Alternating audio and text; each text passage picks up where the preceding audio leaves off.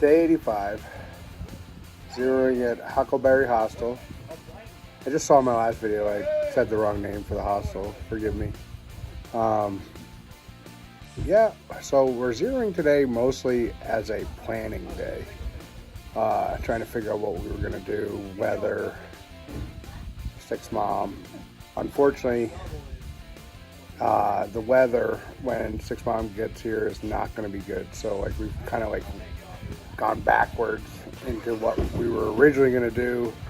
Is now we just delayed it a couple days because it's supposed to rain Saturday, and we still have like so many miles to get to McAfee Knob. So we're gonna end up doing McAfee on Sunday. So we'll make up the miles that we jumped ahead yesterday tomorrow, and then we'll do and that'll bring us to Dragon's Tooth, and then we're gonna zero again Saturday during the rain, and then Sunday it's supposed to be partly sunny. We'll go do McAfee and into Daleville the next day. So that'll put us in Daleville Monday evening, and Stick's mom gets there Tuesday. So we'll see what's going on. Might do some slacking during that time, but that's the update for now. Still got tomorrow morning. We got to ford a creek that it's pretty rough normally. The bridge is out, and people say it's about knee deep usually, but there's been a lot of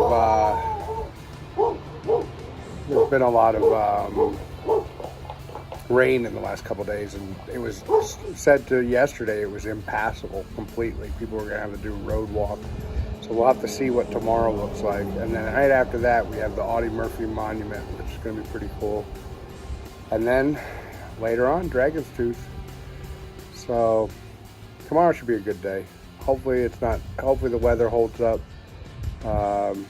Yesterday was pretty crazy on the ledges in the rain. I took a spill. I think I even got one on video. Yeah, but if you're coming through the Catawba area, Dragon's Tooth and McAfee, there's Huckleberry Hostel. Great little place. Nice place to just chill out and relax. So you should swing on by. Yeah, we'll see what other shit we get into today.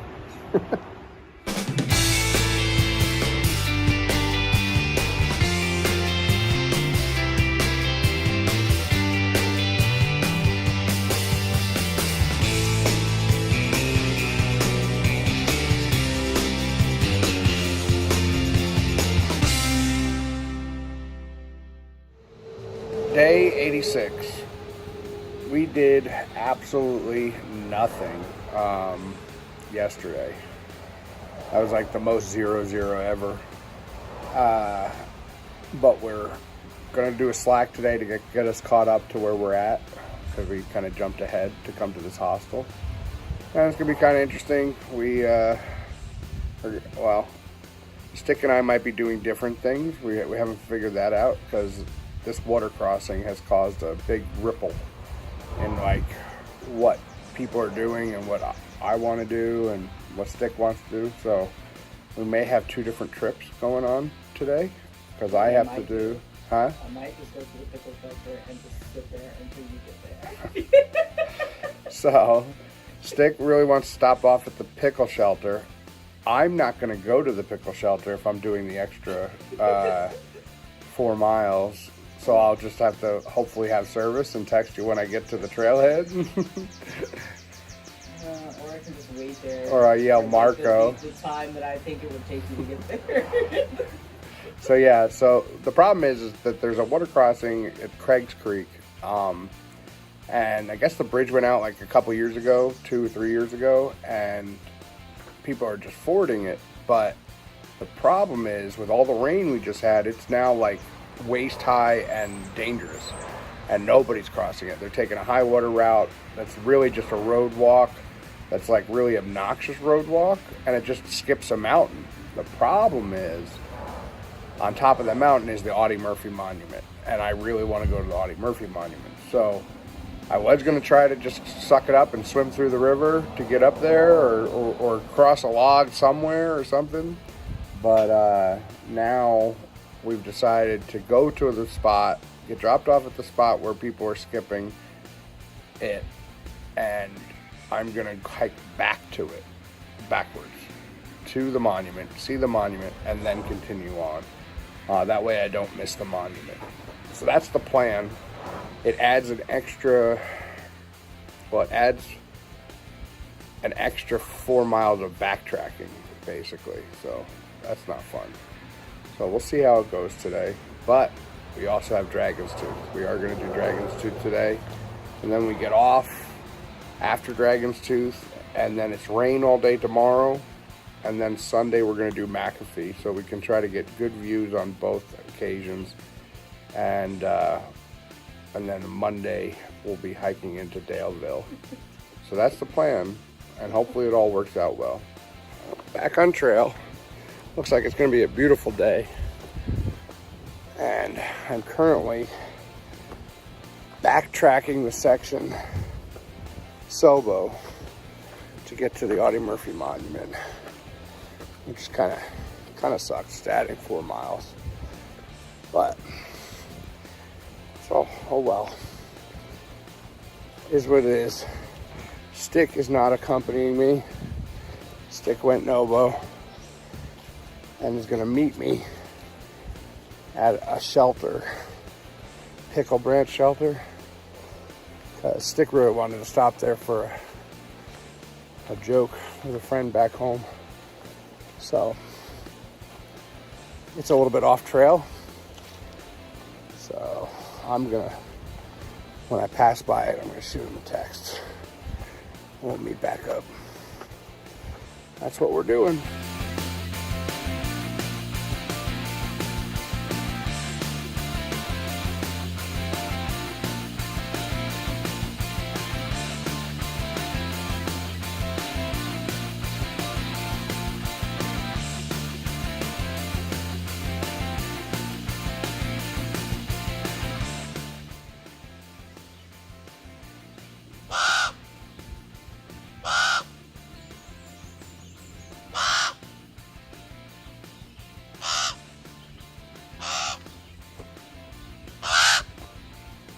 Can I pass?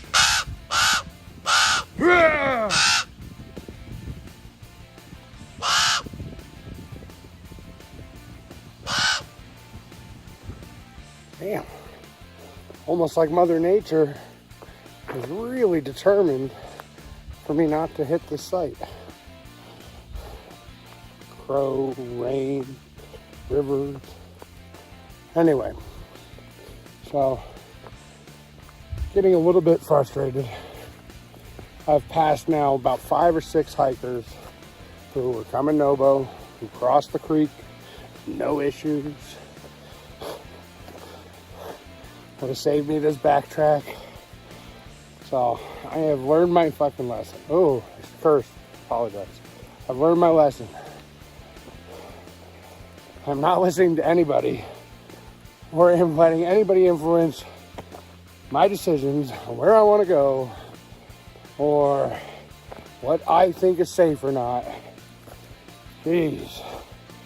Because, you know, I don't want to mention names, but a whole multitude of people told me the creek was too difficult to cross, which created a snafu in how I wanted to proceed with these miles and get to this site. Because, as I said before, if you take the high water route and go around the creek, it's a road walk, and you skip this mountain, which in turn you skip this monument. That might not matter to some people, but if you're a veteran, specifically an Army veteran, skipping the Audie Murphy Monument in the roundabout location where he crashed, where the plane crashed that he was riding in, you know, pretty ridiculous. You gotta stop by. So that's what I'm doing today.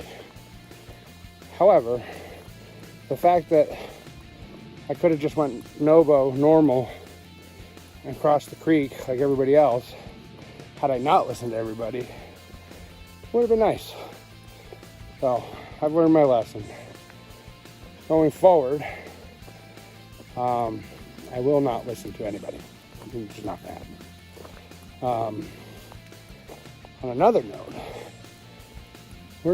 so for those of you who don't know, Audie Murphy was, I'll probably read the plaque when I get up there, but Audie Murphy was considered the most decorated veteran of World War II, Army, maybe all services, I'm not sure on that exactly, but it's a pretty big deal in the Army. And they even have, you know, the Audie Murphy Club and Audie Murphy boards where people can earn the Audie Murphy Award medal by doing a series of tasks and board questions and stuff. Each club, I think, does it differently. Anyway, that being said, in his later life, became a Hollywood star, and ultimately, unfortunately, met his doom riding in a plane that crashed into the Appalachian Mountains here in Virginia, somewhere around this location, not the site of the monument, as far as I know. And, you know, after meeting all the veterans I've met on this trail and hiking with them, and how many of us walk this trail, the idea that the bypass, if the weather's bad, skips this portion and this monument erected towards this legend is pretty infuriating. Some people can't come, or some people choose not to come and pay their respects due to weather. That's what I'm getting at. And the creek, Craig Creek. From what I understand, the bridge has been out for close to 3 years. And I also heard rumors, you know, hearsay, but I heard that there's some bureaucratic bullshit involved with replacing it, or even its dismantling.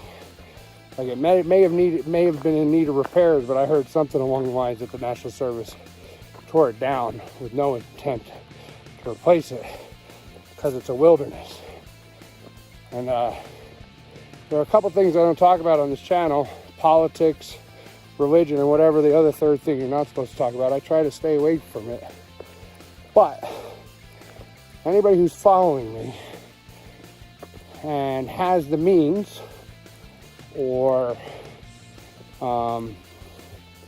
is in touch with certain individuals, or has a Twitter, or is a member of the ATC, or a member of the Audie Murphy Club, I think there should be a campaign to get this bridge fixed and put back. So if you want to tweet it to Donald Trump, I don't care.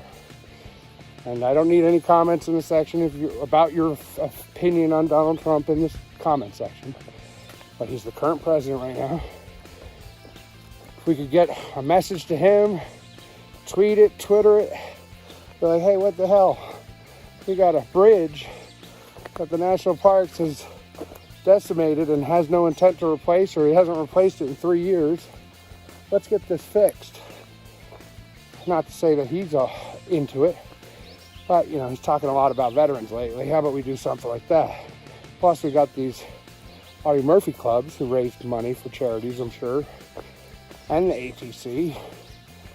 Well, let's get these clubs involved. Let's get this bridge rebuilt, because I think if we could increase the amount of people able to pay their respects instead of road walking past it during bad weather, I think that'd be great. So that's just my 2 cents. I'm still going. I'm gonna be there probably shortly. It was about 0.8 when I started the video, I think. So coming up on it. Look at that crow. Almost like an omen.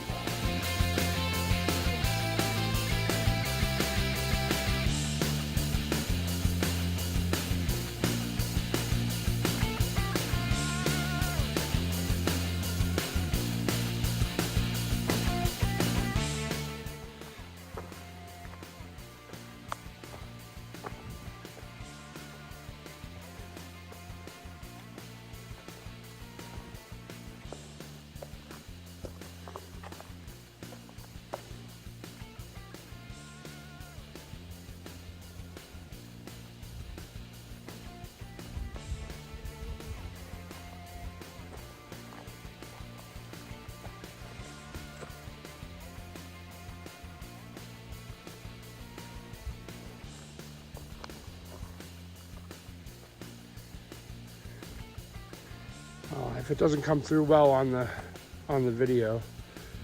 Audie Leon Murphy, June 20th, 1924, May 28th, 1971. Born in Kingston, Texas, died near this site in an airplane crash. America's most decorated veteran of World War II. He served in the European Theater, 15th Infantry Regiment, 3rd Infantry Division, and earned 24 decorations, including the Medal of Honor, Legion of Merit, Distinguished Service Cross, and 3 Purple Hearts.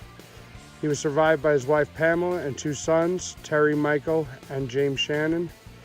Erected 1974 by the Veterans of Foreign Wars, Post 5311, Christiansburg, Virginia. Pretty impressive. Pretty impressive site. I'm glad I made the backtrack. Of course I would, but I'm glad I did. Awesome. I wouldn't suggest taking the road walk or skipping. If you can cross the creek, cross the creek. If you can backtrack, backtrack. Don't skip this monument, please.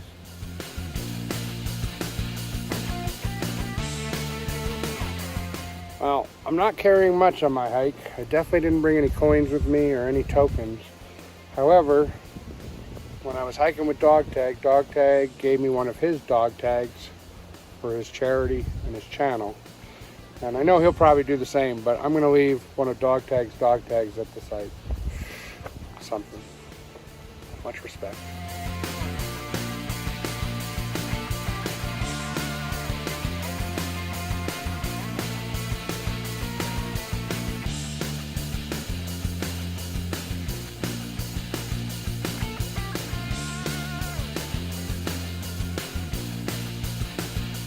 Well, that was pretty impressive.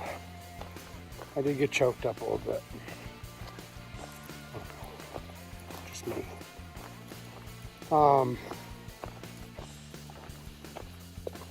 Yeah. Or to be remembered like that. Kind of crazy. I'm headed back Nobo. Back in the right direction. And I got about 12 miles to go, and pretty impressive moments coming up, because I'll finally get to cross the 700 mile mark, which has been only about 5 miles away for the last like 3 days, and that was just couldn't wait to cross it. So those of you who were wondering where we were, we're just shy of 700 miles. But I was going in the wrong direction. I technically would have already hit it, I think, if I had gone Nobo this morning. But now that I go backwards, I got about 12 miles for the day. I'm gonna hit the 700 mile mark and the first of Virginia's Triple Crown Dogtooth, or Dragon's Tooth, excuse me, Dogtooth. Look at dog tags. Dragon's Tooth, the first one. Hopefully the scenery will be nice. Hopefully some of the mist and fog burns off. And then we go down off of Dragon's Tooth, and we're gonna go back to the hostel for tonight. Wait out another day of rain tomorrow. And then Sunday, it's supposed to be beautiful, and we'll be at McAfee Knob. And hopefully, or McAfee, however you say it. I forgot at this point. I used to call it the wrong thing, then I got corrected, and then I thought I was doing it right for a while, and now I'm backwards. I don't remember which is which. It's gotta be McAfee, because I think, no. What the hell was the antivirus? The McAfee antivirus or McAfee? I don't know. I don't remember. Anyway, yeah. And then Sunday, we'll go over McAfee or whatever knob. And they're like probably the second most photographed part of the AT in beautiful weather. And then the next day, Monday, into Daleville. And we'll be sitting around, I think, about 7:40 or 7:30. I think we'll be around 7:30, not PM, I'm talking about mileage. And then from there, probably about a week or so, we'll be at, around 8:30. And that'll be getting close to our Aqua-Blaze of the Shenandoahs. We already had to download the next map for Northern Virginia once we get to Daleville. So things are moving along. I know this is going to be a long section. Everyone talks about Virginia being the Virginia Blues, but I don't know. I don't feel it. Maybe because I know of the Aqua-Blaze is coming up for the end of Virginia, and I'm gonna get to rest my feet for a little while, and then West Virginia, Harper's Ferry, and then a little bit past that, the halfway point. So I'm not moving as fast as I wanted to be, but you know, like I said, the only timeline I have is Katahdin and the park closing. So I might have to pick it up towards the end. I might unfortunately in the end have to do the flop where you go up, do it, and then travel back downward. Really don't want to do that. So gotta get rid of some zeros. I try not to zero as much in the second half, and try to make sure the mileage is higher. But it's been getting higher. This weather kind of screwed us up. I don't know if anybody's been following the weather, but it was pretty bad down here, and it's going to be bad next week too. And from what I heard, Northern Virginia or West Virginia and like Maryland and stuff, they got some serious flooding going on right now. So hopefully that dies down by the time we get up there and we're doing our Aqua-Blaze. Or we might be in for some rapids. Anyway, all right, let me stop talking. Onward. Well, I'm back to where I started this morning, and I need to go no-boat. Well, I was going no-boat, but I got to go forward, onward, across the bridge.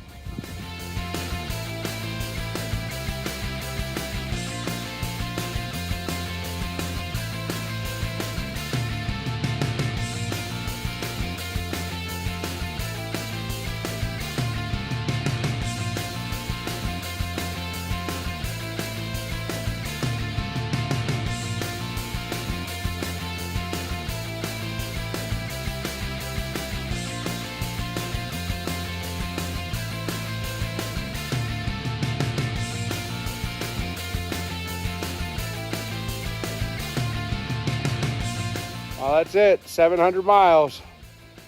Power complete. Onward to Dragon's Tooth.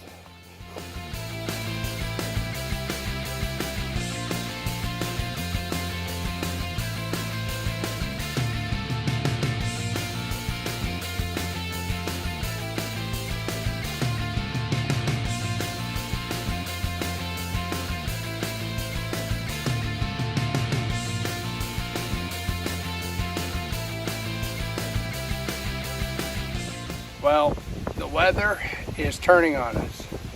The no rain, no thunderstorm day today is turning into rain and thunderstorms. Awesome. I want to be weatherman.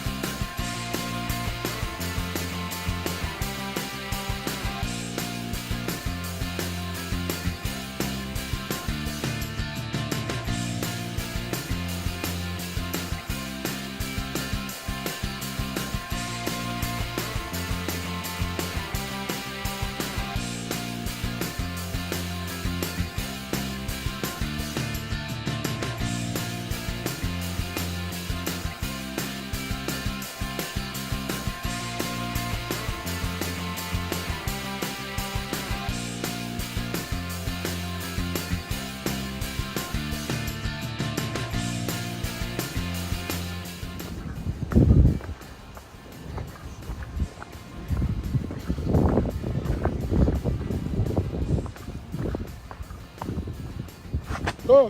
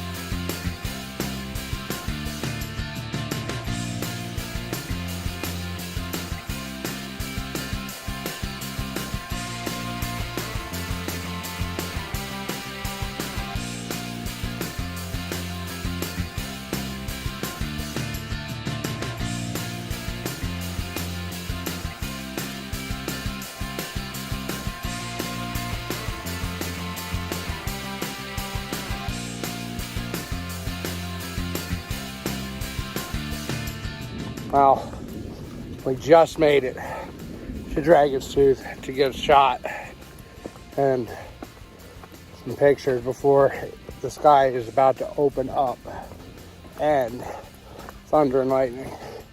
So we're making a mad dash to get off of here. We got 2 miles to go, 2.6, and it's getting slick on these rocks.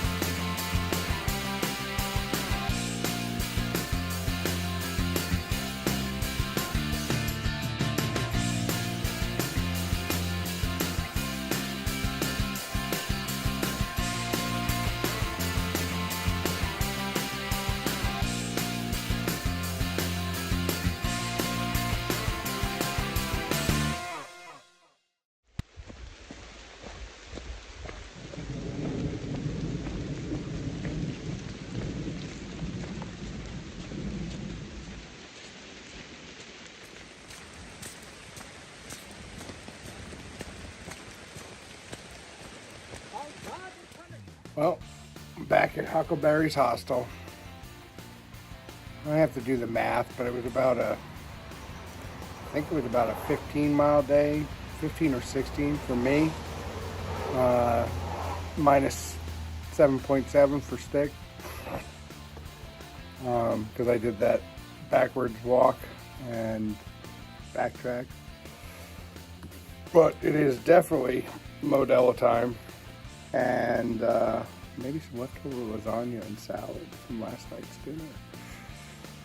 But that was a journey today, you know, between the Audie Murphy Monument, the 700-mile mark, and Dragon's Tooth. Pretty awesome. Luckily, we didn't get rain until we were coming down. Yeah. Anyway, that's it for today. Tomorrow is another weather zero as far as I know. I mean, I got to double check because now it wasn't supposed to rain today and it just dumped and thunderstormed. And then the rain was supposed to be tomorrow. So now I got to see if it shifted early and then maybe we have to shift early. I can't wait until we're through this area. I mean, like, I really want to get some great shots here, but having to juggle it's one thing to be dodging the rain just to dodge the rain, but dodging the rain or trying to get a clear day and no rain for a specific portion of trail is a lot trickier. And yeah, I'm sick of waiting and zeroing just for weather purposes. So hopefully we get through McAfee with no problem, get some great shots, some great pictures, some great video. And then after that, I don't care as much. Like, yeah, I still hate rain. I hate having wet gear and waking up in the rain and all that stuff. But like, it's a little more tolerable if it's not ruining the whole point of where you're hiking through, for views wise. So, yeah, I'm ready to get pushing hard again. Try to get to our Aqua-Blaze so I can give my feet a rest. Yeah, my feet are still bothering me pretty bad. I think I got shin splints in my right leg, after doing that marathon cakewalk, and I've been it's been kind of tender, so I've been trying to nurse that too, but also still keep making miles. So definitely not getting off trail, but it is slowing. Just as I was getting to 15-mile days with Pack Novo, I'm starting to get a little sore when I'm doing that, so I gotta keep that in mind. But that's it for today. Check out, well, hopefully I have something interesting that I'm doing during the zero tomorrow besides day drinking, but we'll see. Oh, and as always, like and subscribe, and if you feel like making a donation to the Black River American Legion, I'm still fundraising for them. At the end of the video, there's the name that you can send to through PayPal, send a donation. Every little bit helps. I appreciate it. And I don't see any of that money. I just want to make that clear. I've said it in previous videos, but for those who are just tuning in, it's not for me. It's not for funding my hike. My hike is funded by myself. I'm perfectly capable of doing that. And but I'm trying to raise a few bucks for the Black River American Legion while I'm out here doing this hike. So if you can give, please, thank you. Thank you in advance. Have a great day. Day 87, a very upsetting zero. It was supposed to rain all day today, and it's beautiful. I can't win with this weather. Looks like we're going tomorrow, and it's supposed to be pretty good, so hopefully it doesn't change. But yeah, Optimus is catching us tonight, supposedly staying here. We'll see if he shows up. And Dr. Quinn, I guess, went home, take care of an injury, a foot injury, and she was gonna get off anyway, so she's going a week early. I haven't heard where Dog Tag is. I think he went to Trail Days. Heard there was some craziness down there for weather-wise. Kind of glad I didn't go. I'll venture into Trail Days next year. But yeah, this beautiful weather zero is kind of amazing and infuriating at the exact same time. Could be on McAfee Knob right now, just looking out over blue skies. But it'll be all right. We'll survive. Just tomorrow.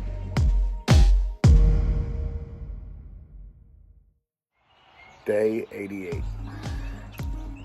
Took another weather zero yesterday, which turned out to be a wrong decision because it was beautiful the rest of the day. It was only raining in the morning. So, but it didn't hurt us too bad because today is still going to be a nice day, supposedly. A little cloudier, so we'll see. Yesterday would have been probably ideal. We're going to go over McAfee Knob. And during the zero, or at the end of the day yesterday, Optimus caught up with us, and I met a gentleman who's been following me since the beginning. I think his name was William Curry, and we took a picture together. Nice gentleman. It was cool meeting somebody who's following the YouTube channel, and yeah, got breakfast, and then we'll be out waiting for our shuttle coming at 8, and it's McAfee Knob day. Back on trail, and Optimus is with us. And we are about to do McAfee Knob, or McAfee Knob, whatever, however you say it, I can't remember.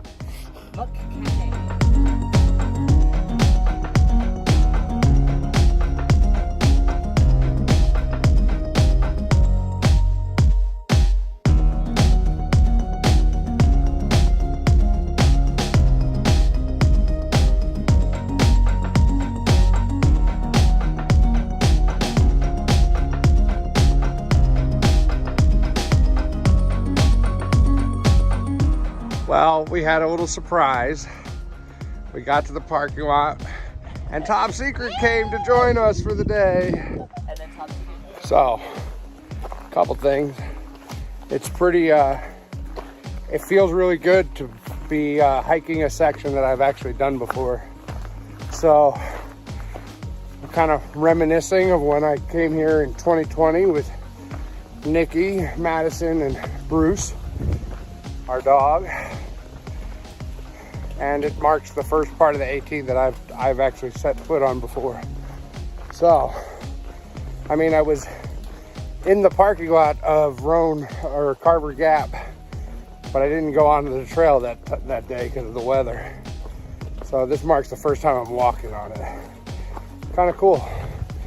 And then after this, it won't be until Priest that I've done before. It's just me, you're good.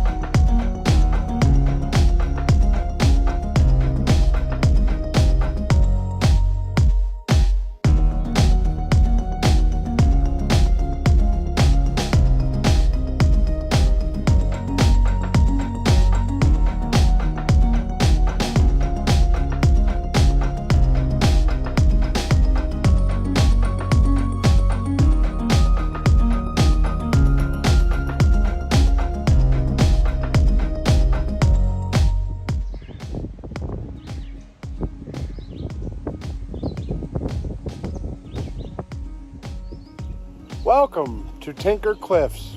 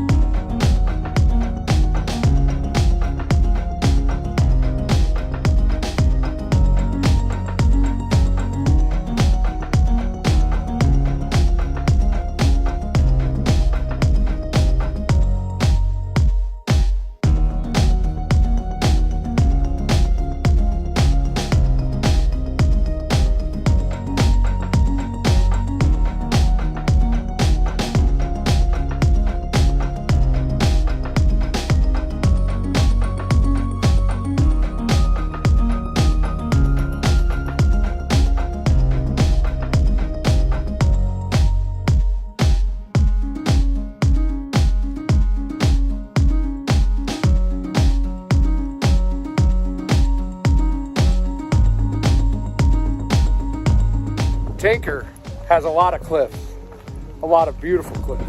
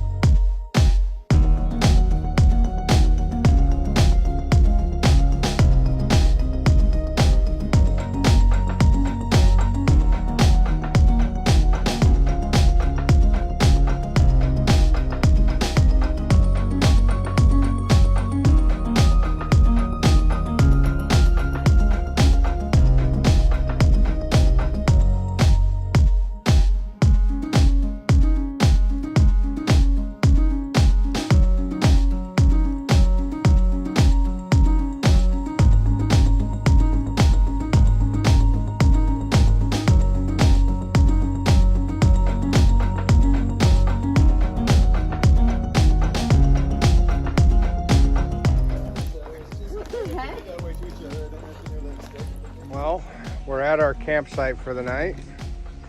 Now with Optimus's new tent, we look like we're sponsored by Nemo.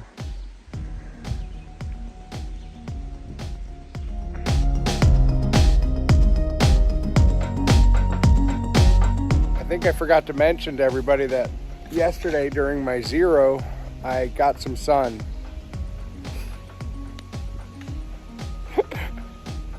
So yeah, we're about 9 miles outside of Daleville. We'll be there tomorrow. I think we're headed to Beach Hill Hostel. And we're at mile like 721.1 or something like that. Yeah, good times. What a great day. McAfee or McAfee Knob, however you say it. And Tinker Cliffs in one day. Wasn't that long though. I think we only did like maybe 11 something. But the uphill to Tinker was kind of rough, or at least I was feeling kind of rough. But the sunburn wasn't helping my waist belt either. So that's it for today. Stay tuned for the next video.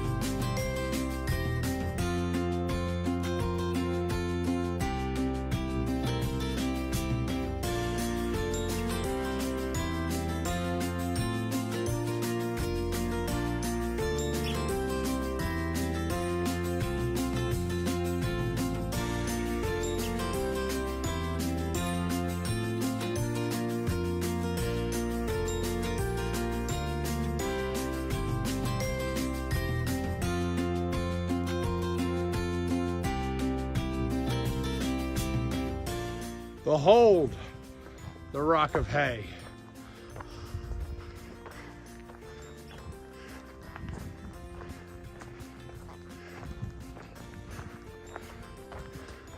That's what we needed the other day in the rainstorm. Yeah, I know. So I was just sitting here taking a break at Hay Rock, and I noticed something. It appears that the rock is painted all the way up to where you can't reach. And my only guess is that this is prone to graffiti. And they've had to cover it up over the years. Because it's like you can see like blues, reds and blacks and browns, and then even some white. And then later it gets normal looking. I don't know. I wonder if anybody else has any thoughts on this.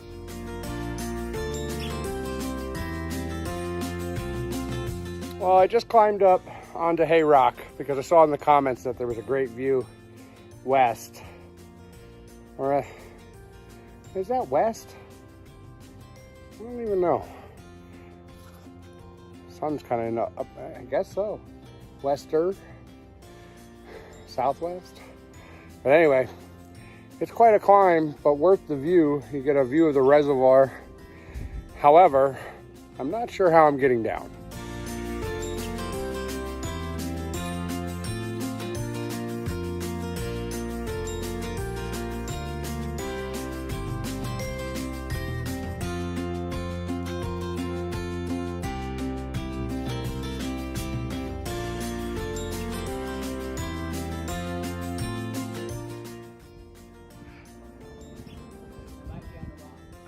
You're on a rock.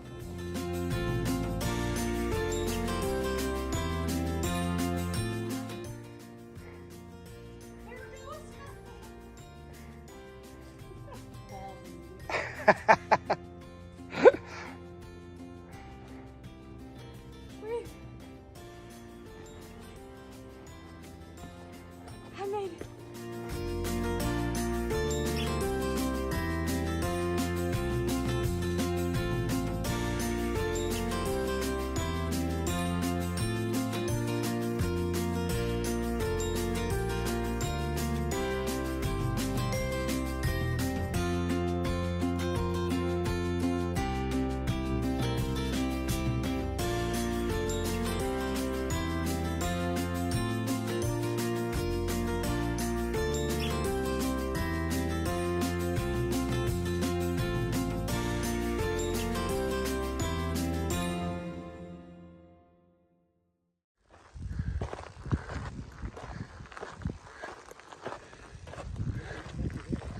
I can't really hear it yet.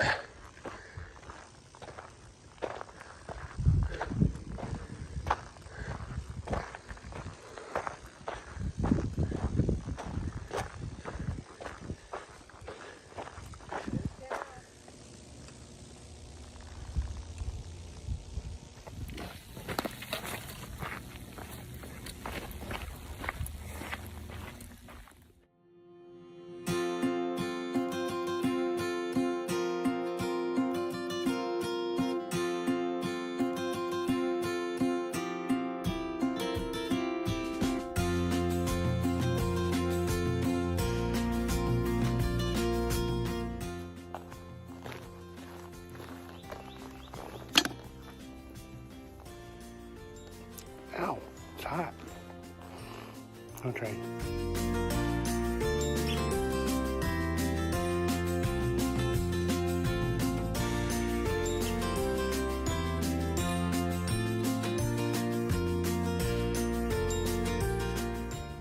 What in the hell is this monstrosity that they've just built 10 feet from the trail?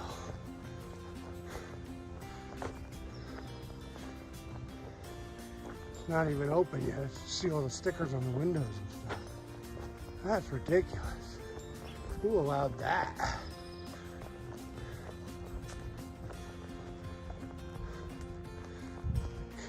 Apartments or condos?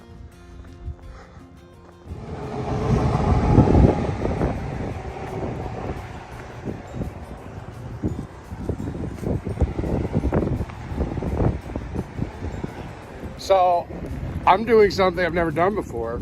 I got ahead of stick a little bit in the downhill, and there's a gas station right here where I met up with Optimus, who left earlier this morning.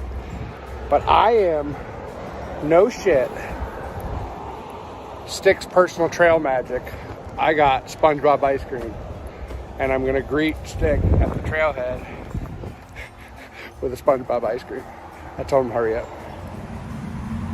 It's good too.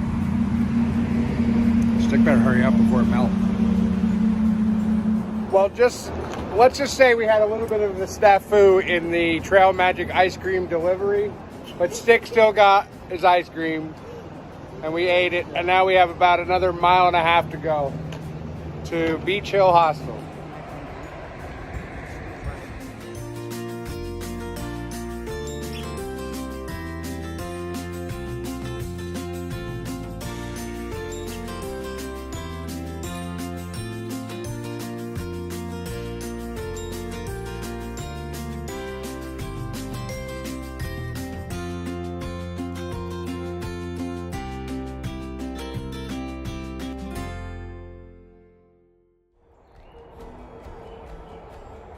Day 90. That's right. I've been at this for 90 days, 3 months. That's a crazy thought. Wow, I have mixed feelings about that. I'm a little bit behind from where I wanted to be by the 90-day mark. I kind of wanted to be at the halfway point. And all I'm going to be today is at 1/3. So it's not too bad. I'm not too far behind. Yeah, we got a 20-mile slack pack, Sobo, today, coming back to where we stayed last night at Beach Hill Hostel in Daleville.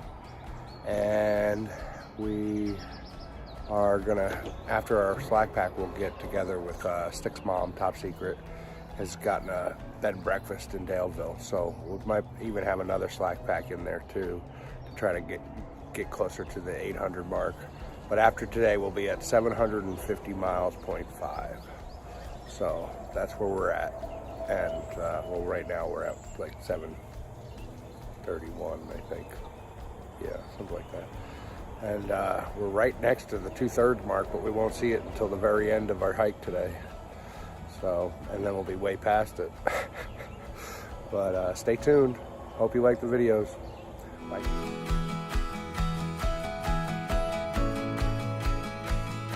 Well, it's my day 90 and we're starting at Mills Gap, doing about 20 miles, Sobo, going the wrong way again.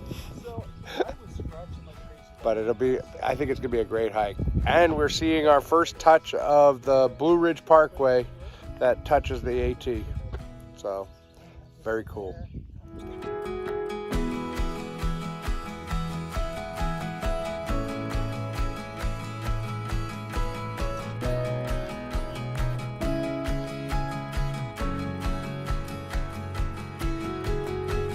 And we're getting our first glimpse of the James River. I forgot to mention that.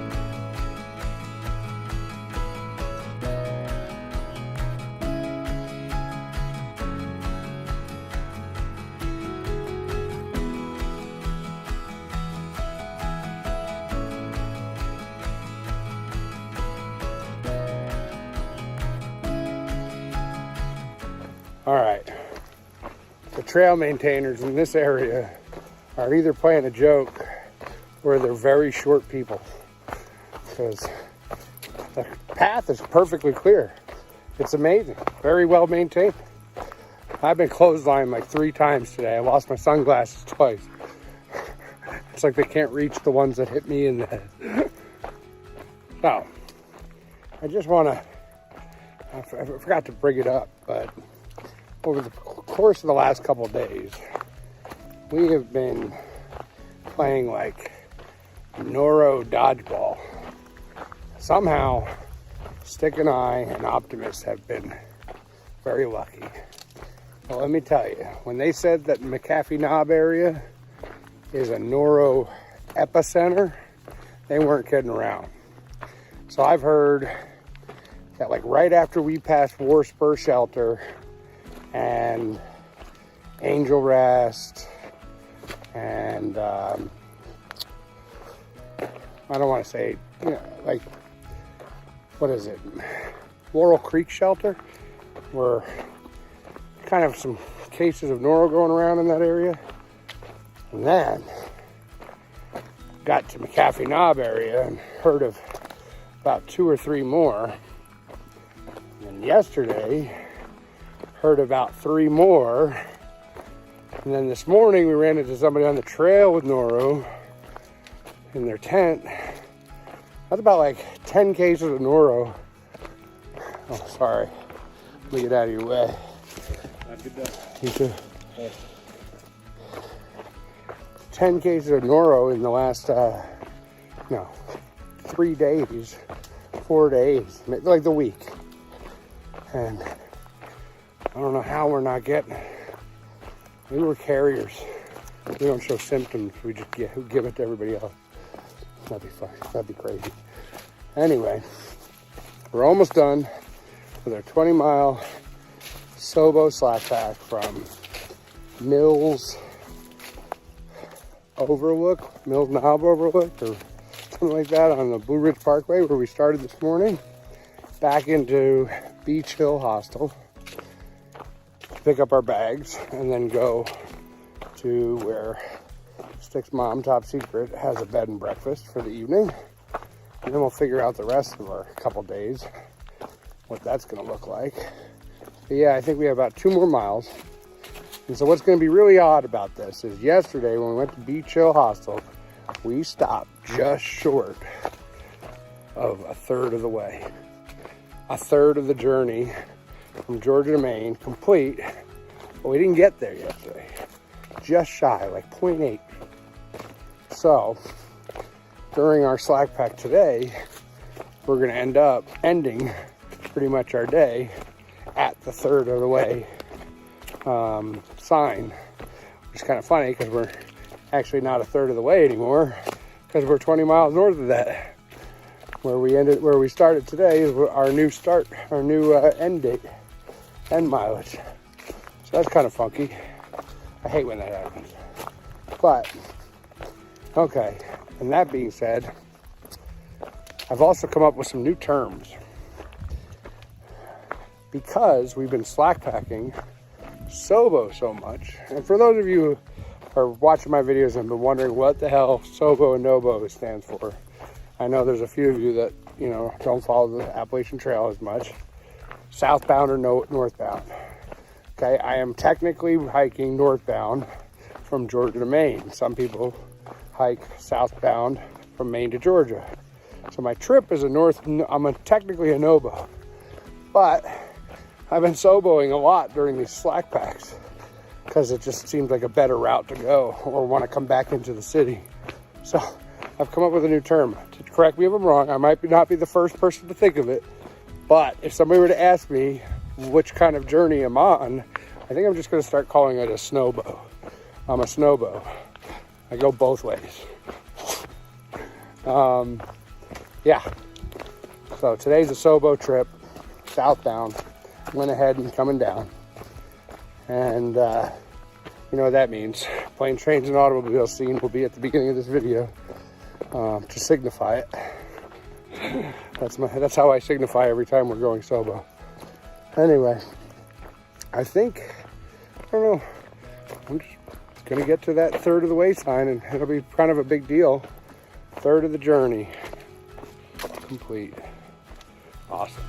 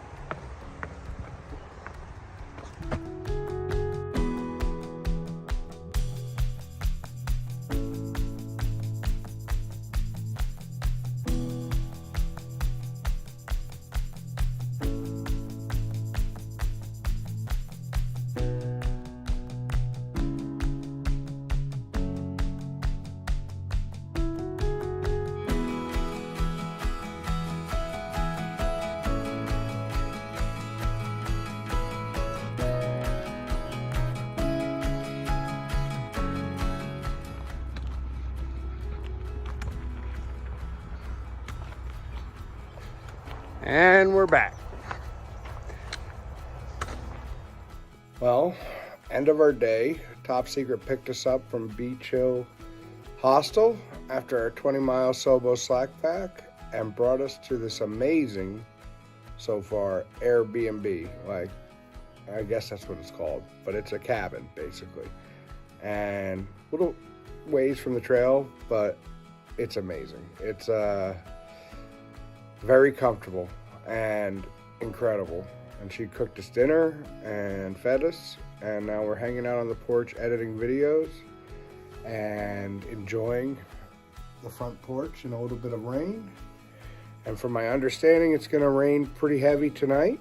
We don't know about what the morning looks like, but I think tomorrow's a resupply 0 and kind of just rest. And Optimus has a package to send out, so we got to hit up a post office. And then we'll eat and rest some more. And then we'll probably be back out Thursday, back where we left off today. I don't think we're going to do another slack. It's kind of out of the way. And we'll have to plan what we do after that when we get back on trail. Yeah, I'll do a tour when we have the 0 tomorrow of this place. But I'll tell you the carpet alone is so squishy on the upstairs. It is so comfortable on the feet. My feet hurt bad, and it feels great. So, bonus on the carpet so far. I know that's such a weird thing to be talking about, but everything's very comfortable. Feels like we're at a, old west kind of like, I don't know, like not a, like kind of like a farm or ranch house with a log cabin and a porch, rocking chairs. Pretty sweet. So keep watching, like and subscribe, stay tuned. And so I don't know about how to go about saying this. Oh, let me start off with my usual. It's day 91. And we are zeroing because of weather, and that was the plan. But we are also zeroing because 2 of our tramily have contracted noro here in Daleville at the 1/3 point. I'm not one of them. So Stick and Optimist are dealing with what happens when you get norovirus, let me put it that way. Stick has a little worse than Optimus, from what we gather. But, yeah, I feel fine. I don't know why. I don't know if I'm immune. I don't know if smoking and drinking helps. I don't know if my military background, being in close quarters with dirty birds and pig pens, has made me a little bit more tolerant of stomach bug viruses or something, but I survived. I'm the last one standing. We shall see how the rest of today goes, though. We'll see if I end up getting it. But it's no joke. And, I think it's one of those things, like, I haven't talked about it much, and I'm not a super hypochondriac kind of person, so, like, not that I didn't take it seriously, but I also kind of, like, don't want to, like, think about it all the time. Like, just wash your hands and, try not to touch anything. But, I think it's like a ticking clock here on the AT. Like at some point, you're going to get it. Because of the communal living and shared bathrooms and stuff. But, we had heard that it was really bad around McAfee Knob. It is really bad around McAfee Knob area. Like, heard about some cases at one place we stayed at, and then we get to the next place and 3 people were sick, and one person on trail we saw. Like, it's bad up here. So I'm not trying to put any places in jeopardy of their business and stuff, but some of the places around here need to really take it seriously, I guess, because it's spreading quick. Like, we call it the Noro bubble right now, or Noro dodgeball. It's about 60% of the people I know on trail in this region have just gotten Noro. So, at least. So, it's pretty rough. Learned some things about, like, I Googled a bunch. I learned that if you have type B blood type, you're less susceptible, and if you have type O, you're more susceptible. I'm A negative, so I'm kind of in the middle, but Optimus is also A negative, and he got it. So that's what we're dealing with this morning. So glad we're not in a tent in the rain with 2 people sick with Noro, but it is unfortunate. I'll keep you guys updated. All right, I'm at the grocery store in Newcastle, and I just met Reset, and her husband is Buckup, and they're hiking as well. All right, nice meeting you. Thank you. Yeah, so I didn't get a chance to do the tour today. Not because I didn't have time, but I was trying to upload yesterday's video, and it took all day, and so I didn't film much today. Stick's been down for the count all day today. Optimus started feeling better pretty much early on, but it definitely got both of them. So we're kind of hoping that Stick will feel better in the morning, and maybe we can get a slack pack in, but we're really just waiting to see how the morning comes. So no update whether we're out tomorrow morning or not.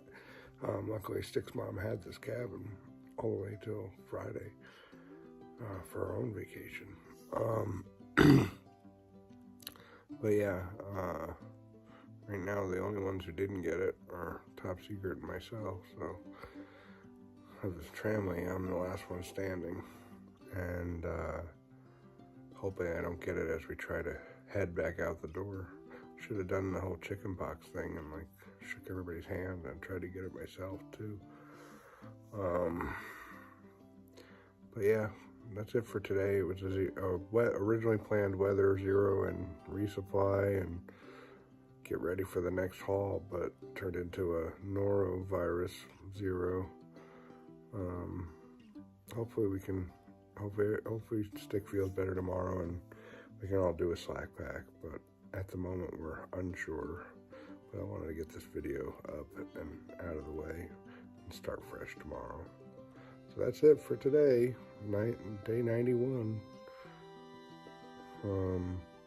Yeah. Watch out there, guys. Noro is kicking in the McAfee Knob area. Day 92. We are doing a very short slack pack to see how everybody's feeling.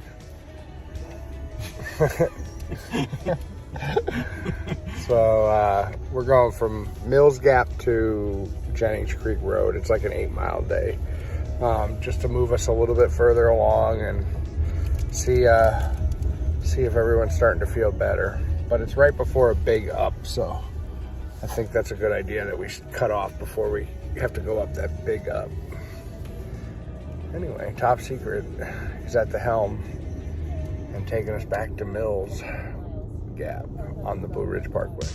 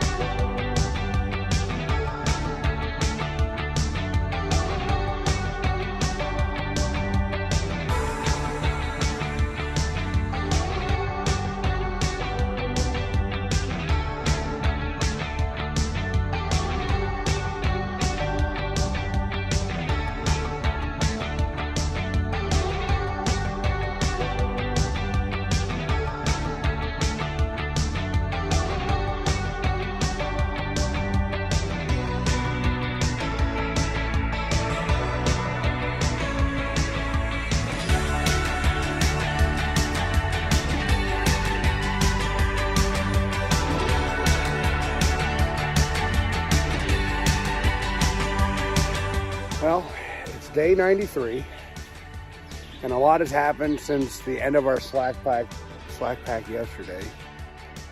At the end of the day yesterday around 4 o'clock, I started feeling a little woozy, and I just wanted to lay down. Then I got like fever chills and ended up sleeping basically from 5 o'clock till 6 a.m. this morning with a couple wake-ups. No stomach issues, but definitely flu-like symptoms like body aches, joint aches, and fever chills. So I guess that's another way you can experience noro. So I guess I'm not the last man standing anymore. I guess I got something, or a version of it.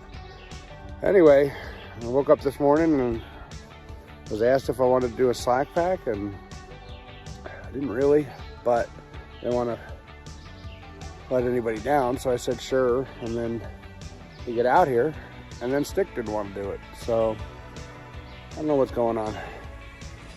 But me and Optimist are plugging along for a 12-mile slack. So hopefully we get there. Well, I don't think I feel too good. Thought I did like 2.9. And then I came down this Blue Blaze. I'm gonna meet Optimist here. I'm gonna try to regroup and figure out what the plan is, because we gotta get our bags back from Top Secret. And there's a campground right down the road from here. I don't know if that means, I have no service. I don't know if that means an RV park or like a KOA with cabins. But I'm thinking it's only like a 30-minute walk down a road to see if it's cabins. At least get signal, get our bags back, and then plan what we're gonna do from here. Because this is a pretty rough up day to do 12 miles. Yeah, I don't know, our plans got all crazy this morning. I don't know what the hell's going on, but I feel like crap. Well, I took 2 extremely large naps. Feel a little bit better. We're gonna head out in the morning. Wasn't a lot to videotape. We're just kind of milling around, trying to get back to 100%. And yeah, unfortunately that's it for these videos. Day 94, and Optimus and I are headed back out. Got some needed rest, and we're gonna be shooting for probably like a 10 or maybe more mile day today. We'll see how we feel. Stick headed out on his own. Wanted some time to I don't know, be alone for a while. So we may see Stick, we may not. So that's why Stick's not in the videos. Stay tuned.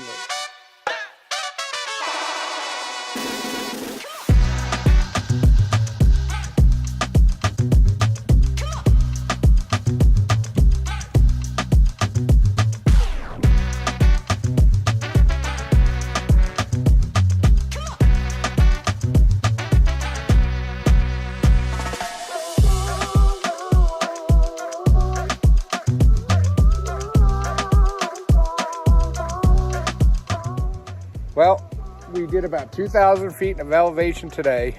We are on top of Black Rock, I think it was called. And feel good. I mean, like me, my usual hating of uphills, I can't tell if I'm 100% or not. As far as noro goes, I don't know if I actually had noro, or I had some weird splinter cell of it, or or something, because I never got any stomach issues. None whatsoever. Just fever and chills that and like body aches, and you know, no energy. And I slept pretty much all day yesterday after we got off trail, and then today, and like last night, I think I broke the fever finally. It was a mild fever. Like, I didn't even know I really had a fever. I just had the chills. But last night in the middle of the night, I went from being cold to hot, and there wasn't any temperature difference in the cabin we were staying in. It's just I finally realized that my body was back to normal, so I had to take my quilt off of me. Yeah, there's something else. There might be something else out there other than noro affecting people. You know, like Optimus kind of had a different thing than Stick did, and Stick was really out. It really looked like noro, and then Optimus kind of had like a stomach bug and energy issues. So we don't know, because some people are saying there's like a 24-hour stomach bug going around.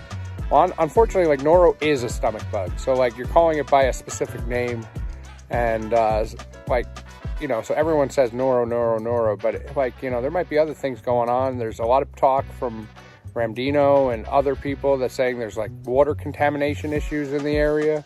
So it's not just the shelters and the privies you got to watch out for. Plus, you know, I feel bad for the hostel owners. I really do, because, you know, like people like to target a hostel as like a hotbed for noro, or they're not cleaning properly enough. But like they're constantly dealing with people coming, like transient people coming in and out, who are probably coming in sick, don't know they're sick, and then leaving again, and just in time to infect somebody who didn't get sick that was staying there. You know, like, so it's like a never-ending dilemma. The best you can do is try to stay clean, but it's kind of like a ticking time bomb. I think like eventually you're going to come across something, and just hope it doesn't repeatedly happen. I would hate to have this happen again on my hike. Like it definitely put us down for a couple of days. We're back to an 11-day 100-mile section when we were hoping for 8 or 9, but we're getting close to the James River. We think we're going to do some more slack packs coming up to try to get us to Shenandoah. I don't know what is in store for my Aqua-Blaze anymore, because I lost my my partner in crime, and Stick decided that they wanted some alone time in the wilderness, and wants to hike alone for a while. So I don't know if we're going to get back together before the Aqua-Blaze, or I'm going to have to rethink doing the Aqua-Blaze, because canoeing that river by myself and getting the boat around all the water extractions that you have to do on there might not be good for one person. So I might end up doing the Shenandoahs after all, because Optimus is pretty set on it. So that's where we're at, almost to 800. We're at like 768 right now. Should see it in the next couple days. Stay tuned.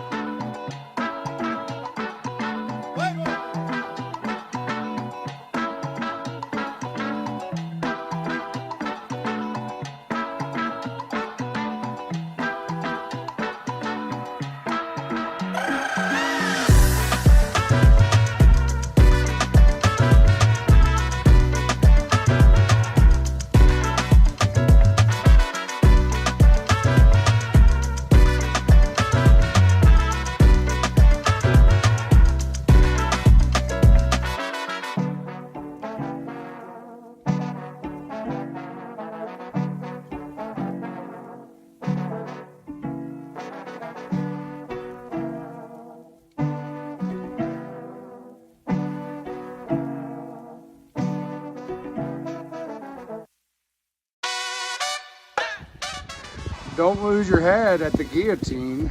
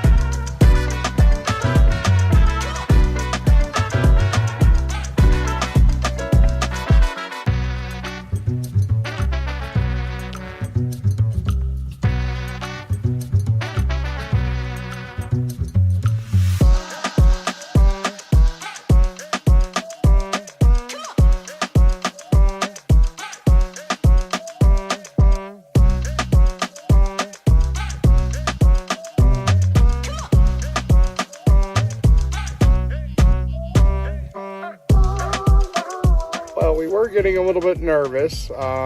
We're about, 16 miles in, and it would have been a 17.1 mile day until we got to water again.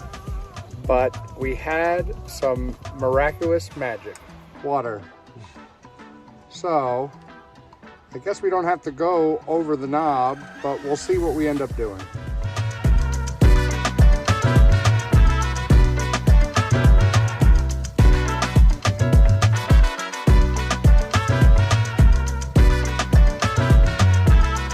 Well, it's the end of the day. We're just trying to get to camp. But we just had to climb over High Cock Knob.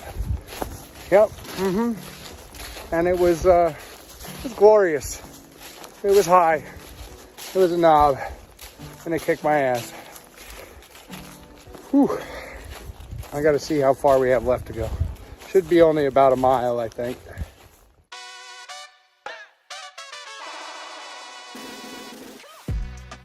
Well, we got to Marble Spring campsite, which put us at 17.1 for today. So I think we're officially back on track, feeling 100%. And we only have 7.5 in the morning to get to the James River Bridge, just south of Glasgow, or west. Yep. So that was our day today, and tomorrow we'll be headed towards Stanimals Hostel and working on a 22-mile slack pack for Monday, Memorial Day. So we'll see what tomorrow brings. And if you haven't already, like and subscribe. Day 95, and it's about 7.5 from the James River. And me and Optimus just woke up, starting to tear down tent. And we're gonna go to the James River Bridge, and on the other side there's a parking lot. We're gonna get picked up by Stanimals. Go check out Glasgow, Virginia, or Glasgow. And then work on our slack pack for tomorrow for Memorial Day. We're gonna do 22 miles. For Memorial Day. So, should be good. Stay tuned.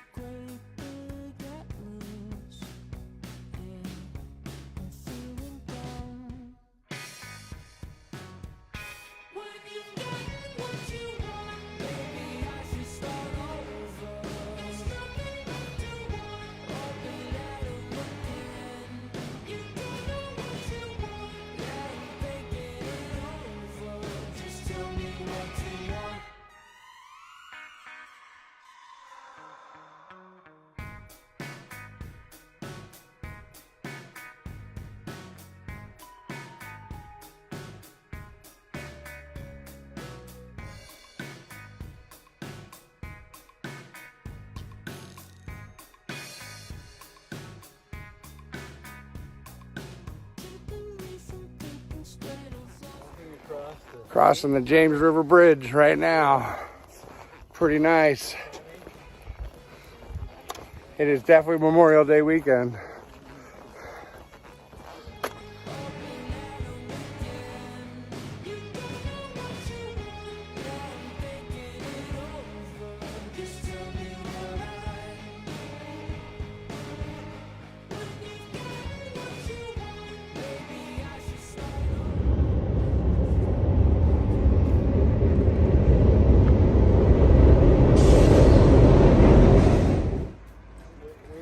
Well, we're waiting for our shuttle to Stanimal, and Optimus is checking off more miles on the map.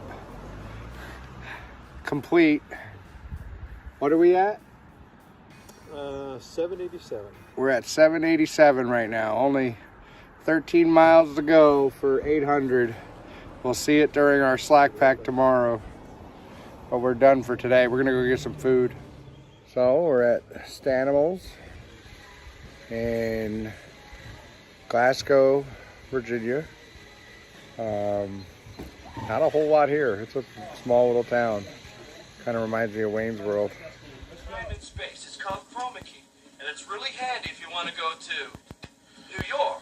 Hey, we're in New York. I got a gun. Let's get to a Broadway show. I guess kids get this? Oh, they love it. Yo, taxi. Or maybe you prefer Hawaii. Mukalakahiki. Come on, you want to lay me? Pass the point, mahalo. I say you want to go to Texas. Howdy, partners. Let's raise and rope Broncos. Let's go down to the floor. Howdy, y'all. Or imagine being able to be magically whisked away to Delaware.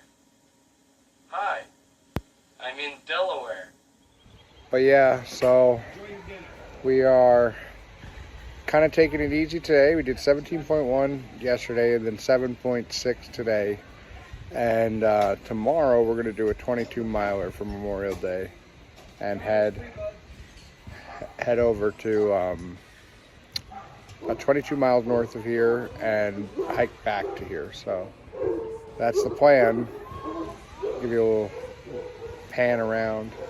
Oh, and I ran into a hiker who notified me that I was incorrect about a hiking pair.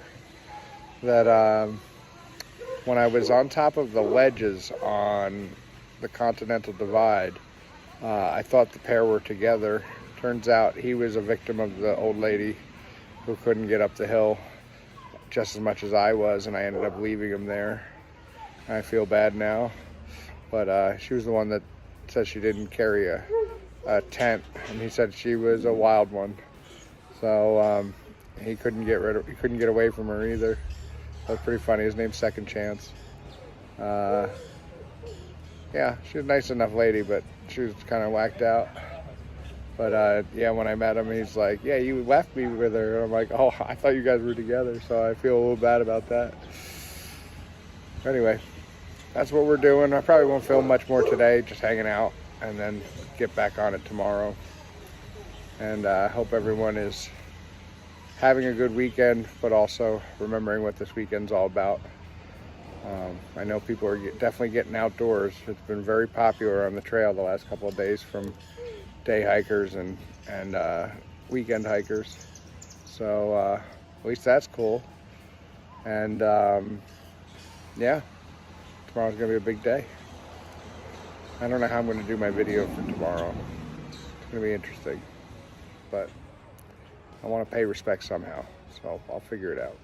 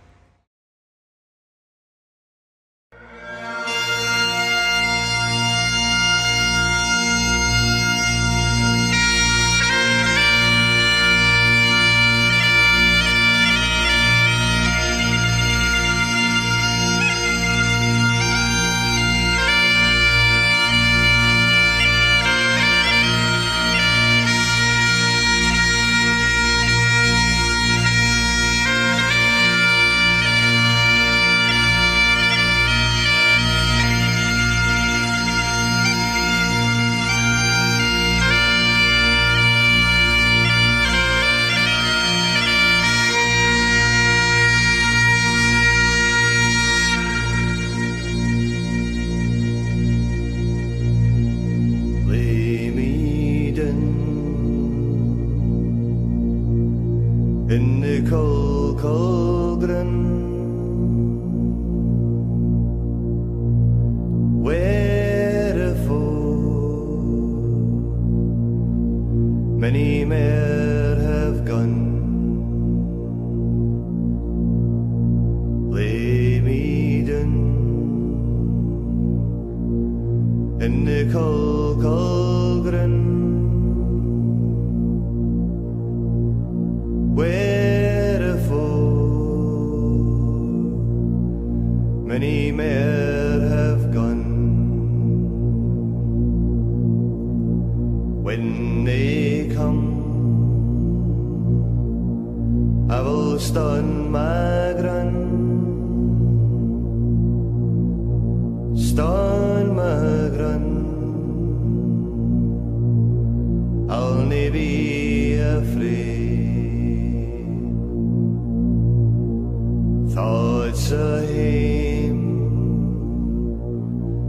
take away my fear, sweat and blood, hide my veil of tears. Once a year, say a prayer for me. Close your eyes and remember me. Ne'er more shall I see the sun, for I fell to a gentleman's gun. Lay me down in the cold cauldron, where a foe many more have gone. Lay me down in the cold cauldron, where a foe many more have gone. Where a foe many more have gone.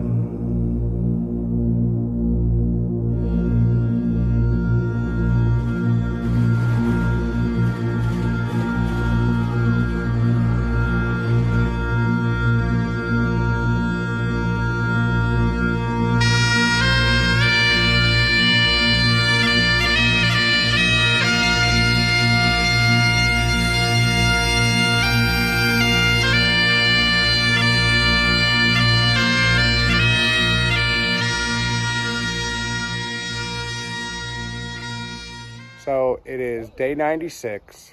Optimus and I just finished a 22-mile hike, starting at Route 60, 809, and heading back to where we left off yesterday at the bridge. It was about 22 miles, and we crossed the 800-mile mark today. The rest of this video will be footage from today's hike, but it'll also be a moment of silence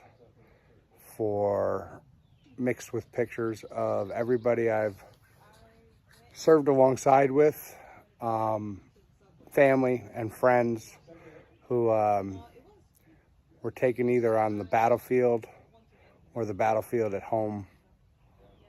And I want to pay respect to them as well as everyone else, but specifically the people that I've crossed paths with, I had the pleasure of knowing. So please join me in a moment of silence and footage from today's hike, along with pictures of the fallen that I had the pleasure of knowing. Thank you.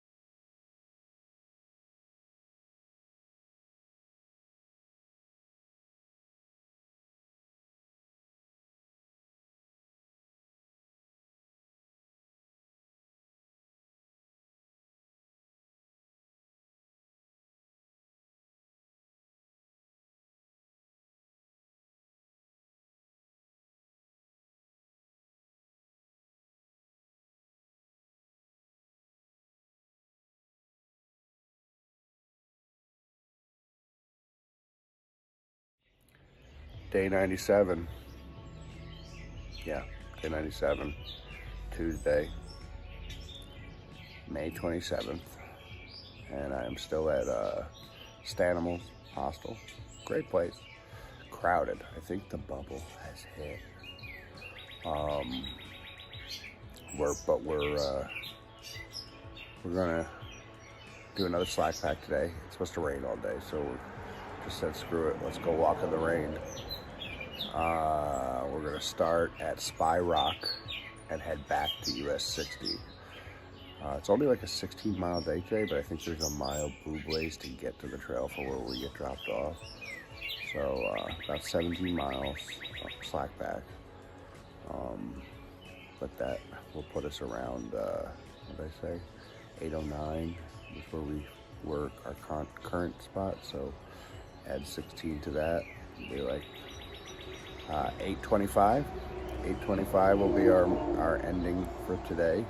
And then tomorrow morning we'll head out from there. Yeah, stay tuned.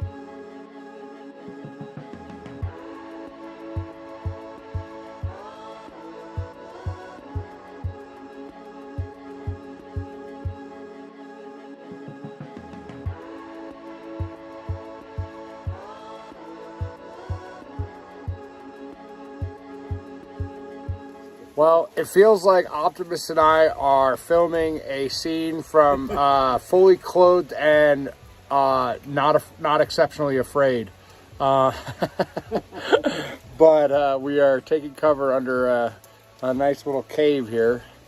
It's been a pretty rainy day after all. So good thing it's a slack pack.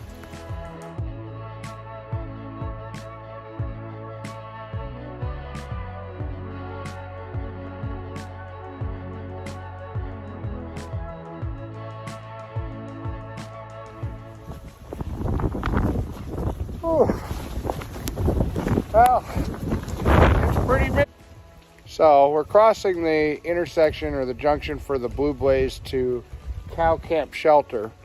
It's actually 0.5 off trail. I would never probably go to the shelter normally, but we're not going to the shelter for any reason because we're slack packing and we just want to get done. We got about 3.8 to go. But something I've never touched on my journey on the trail is there's been about like 10 or 11 murders on the trail and throughout the years, but this is one of the locations. I've stayed at Low Gap Shelter. There was, I don't remember the year or the specifics, but in Georgia there was Low Gap Shelter that was a murder.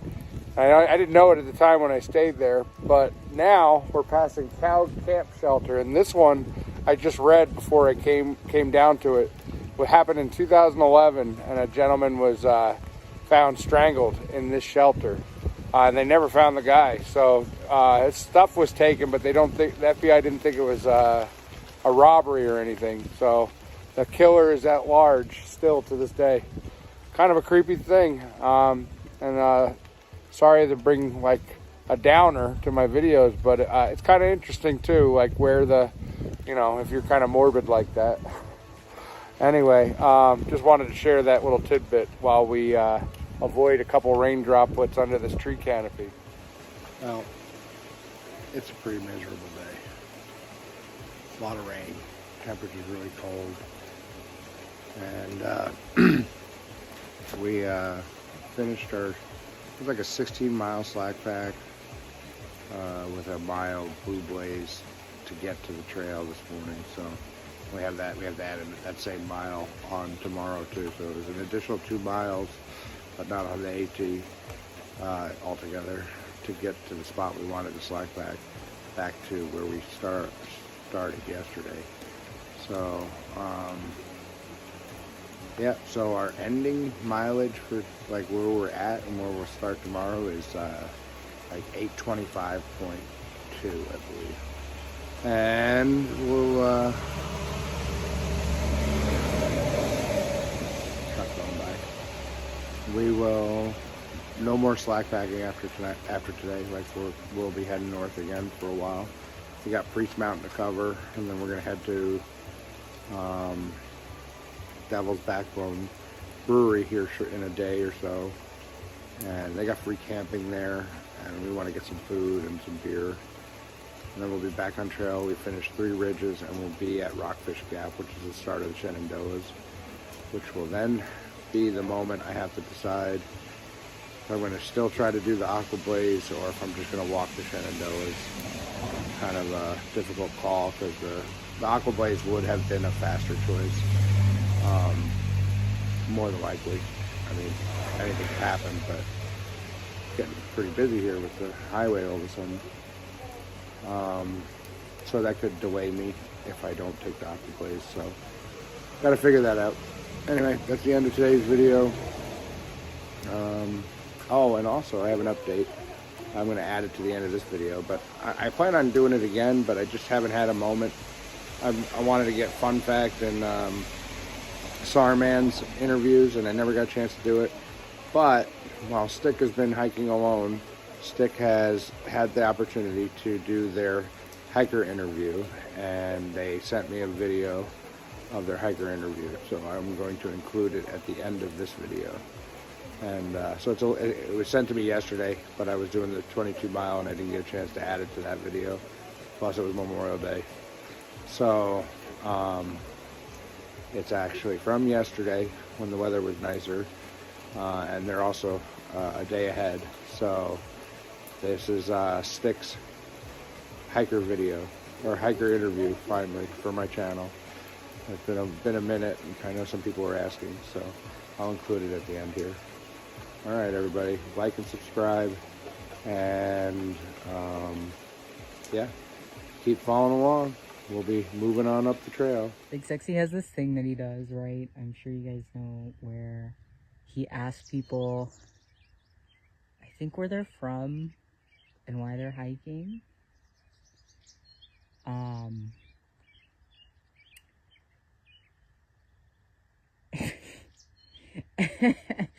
And I haven't done it yet because I kept like putting it off.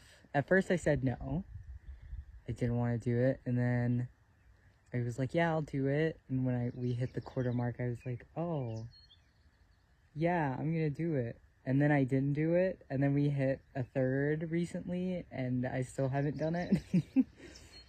But now I'm sitting here, and I'm just gonna do it. So, where am I from? I'm from Puerto Rico, but I grew up in North Carolina. And why am I hiking?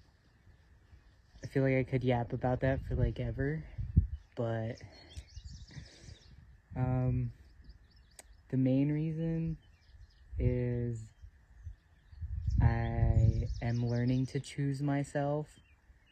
So in order to do that, I put myself in a situation where I have no choice but to choose myself. And that's pretty much the reason.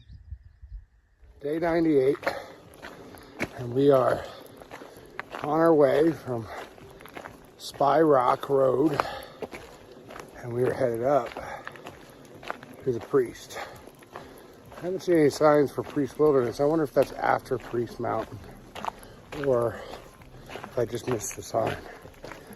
But we are about to enter the next location that I've actually done before. That'll be kind of cool. And do a side-by-side comparison. I think we did it in January of 2020, or it might have been a little earlier in 2019. I don't remember. Anyway, yeah, I did Priest and I did 3 ridges. So from Priest, the top of Priest, because I soloed Priest when I did it as a section hike. So when I get to the top of Priest, to Rockfish Gap is all familiar territory. But we're trying to get through Priest today, and then sometime tomorrow hit Devil's Backbone Brewery and camp out there for the night because they have the free camping.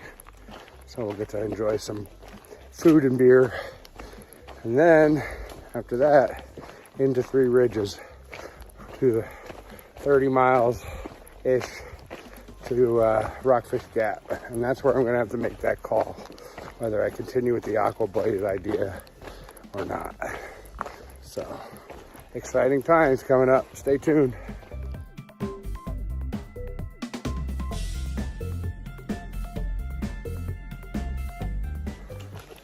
So Optimus and I have been racking our brain trying to remember what dry rocks look like.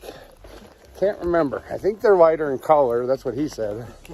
Yeah, it feels like I haven't seen the trail dry in forever. Probably since like McAfee Knob. Not that we've been walking in the rain every time, but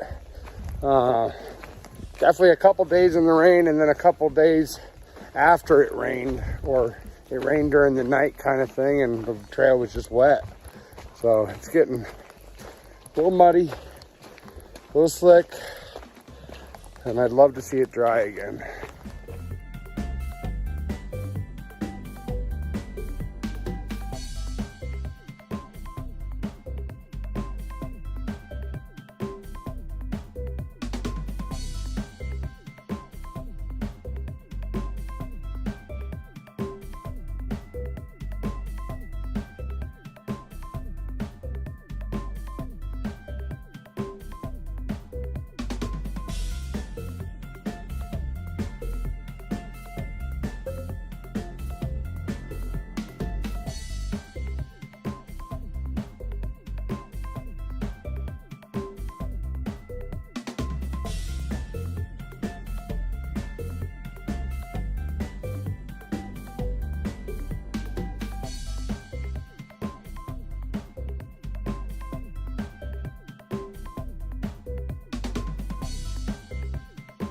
Well, Optimus and I have arrived at the Priest Mountain Shelter. This is the second location on the AT that I have actually been to before. Yeah, it was about either January 2020 or sometime in 2019. I got to double check that. But it was cold. I remember it being very cold, and I was up here with Nikki, my wife, and my dog Bruce. And yeah, we got to read all the funny logbook entries when we were up here.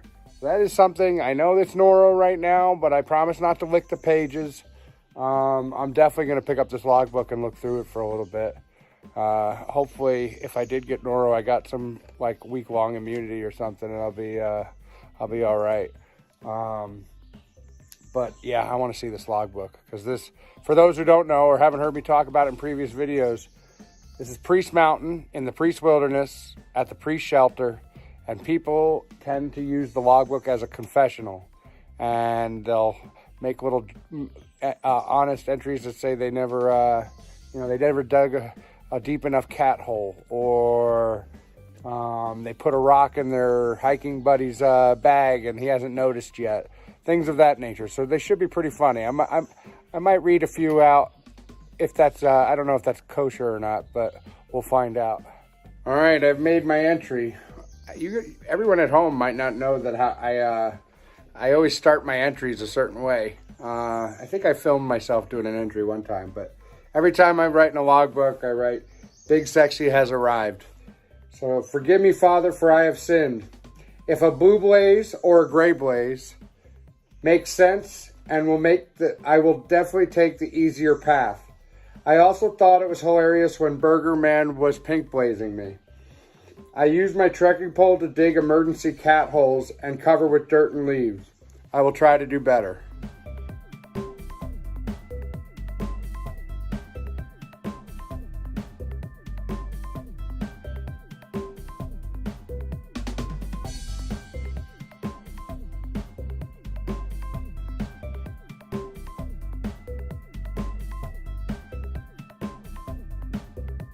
Well, we're at the boulders on top of Priest, and usually there's a really nice view here, but there is nothing. We're in a cloud, you can't see anything. So the only thing I got left to do is to recreate a photo, and then we'll keep pushing on. And yeah, a little bit of a bummer for that. All right.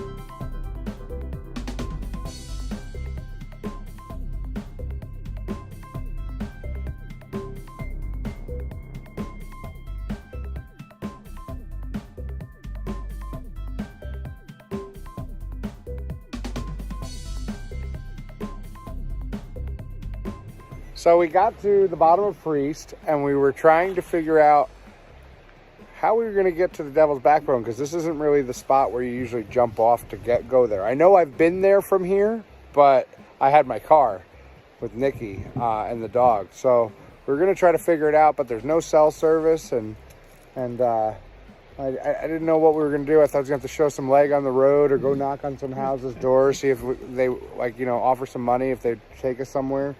So we're getting kind of desperate because we've been talking about Devil's Backbone all day, and it turned, we weren't supposed to get there till tomorrow, and we were getting kind of like, oh, now we're starving and now we really want to go.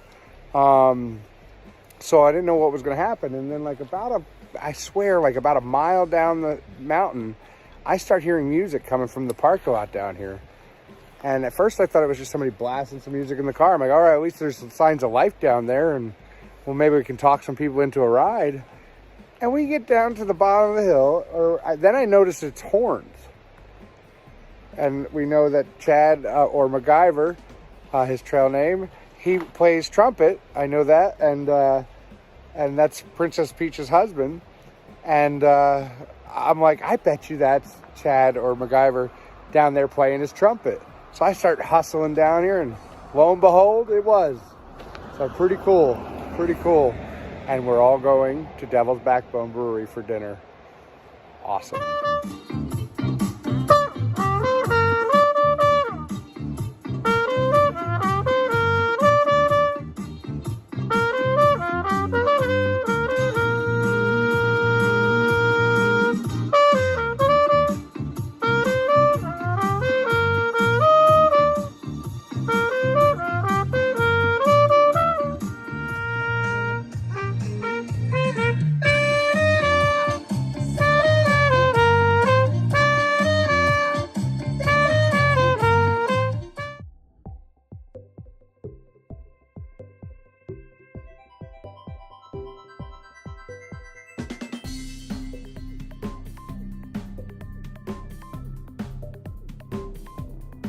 And we made it to Devil's Backbone Brewery. Hopefully gonna get some food. Hopefully they don't close yet.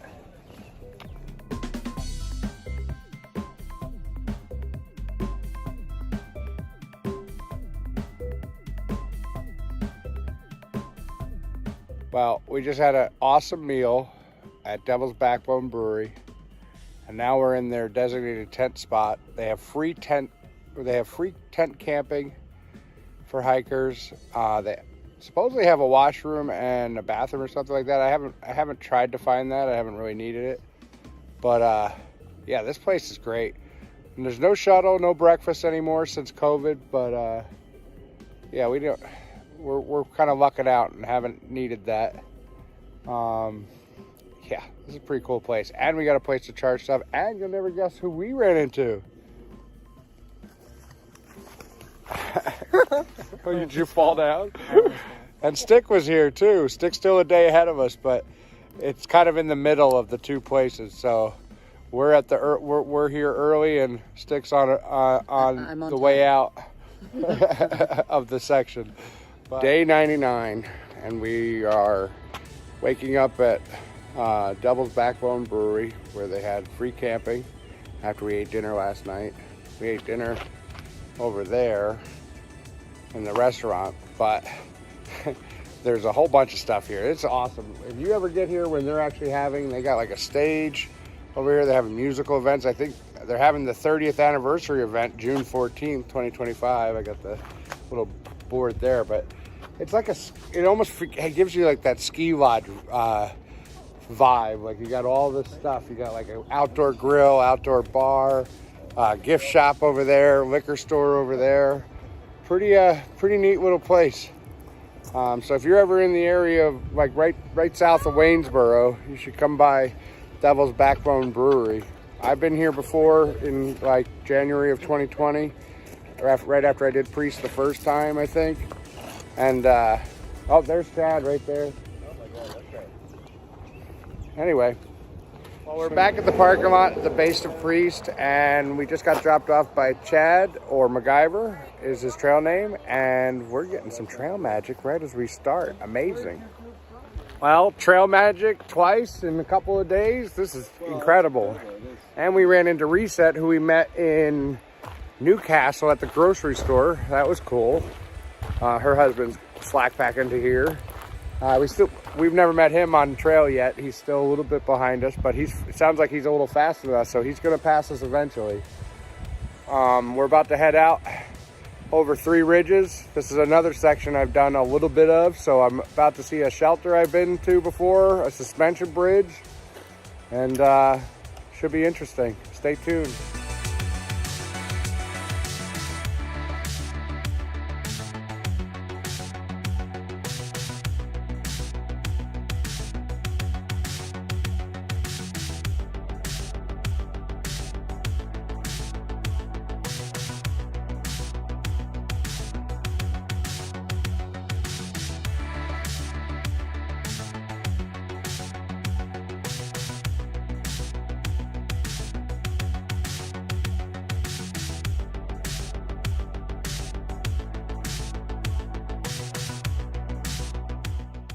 Well, we've come to a fork in the road,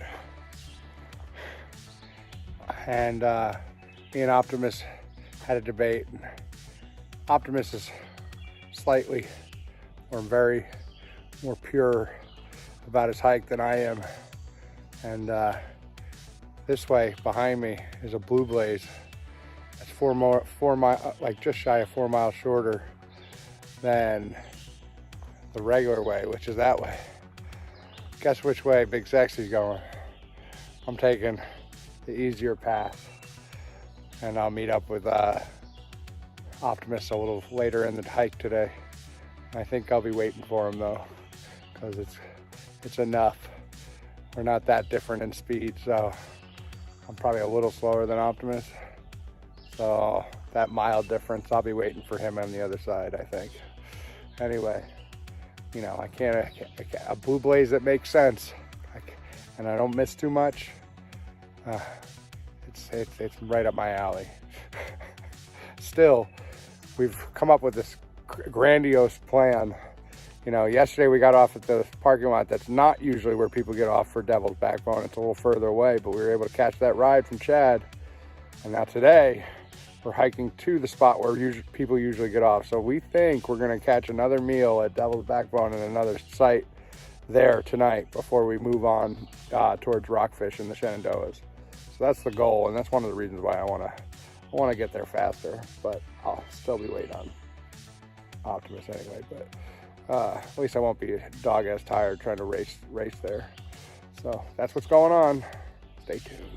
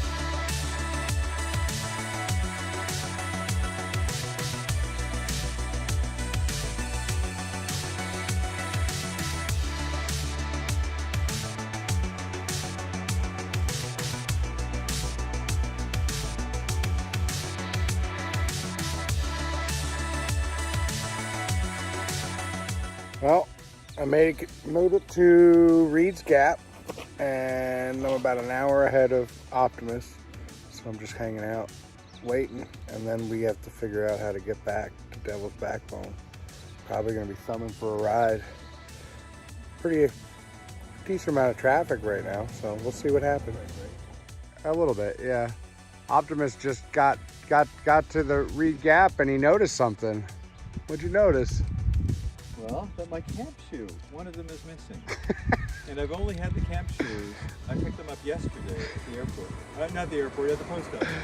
Well, Optimus and I are back here at Devil's Backbone for another night of camping and beer and food.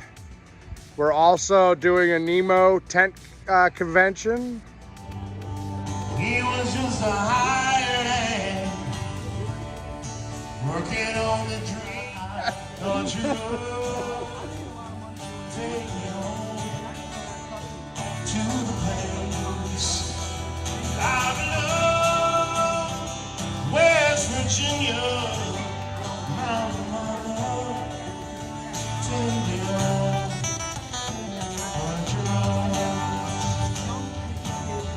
I hear a voice on how she calls me.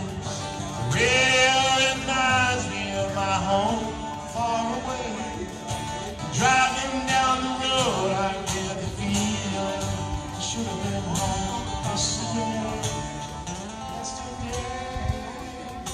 Country road, take me home to the place I love, West Virginia. Take me home, country road, take me home to the place that I love, West Virginia. Mountain Mama, take me home.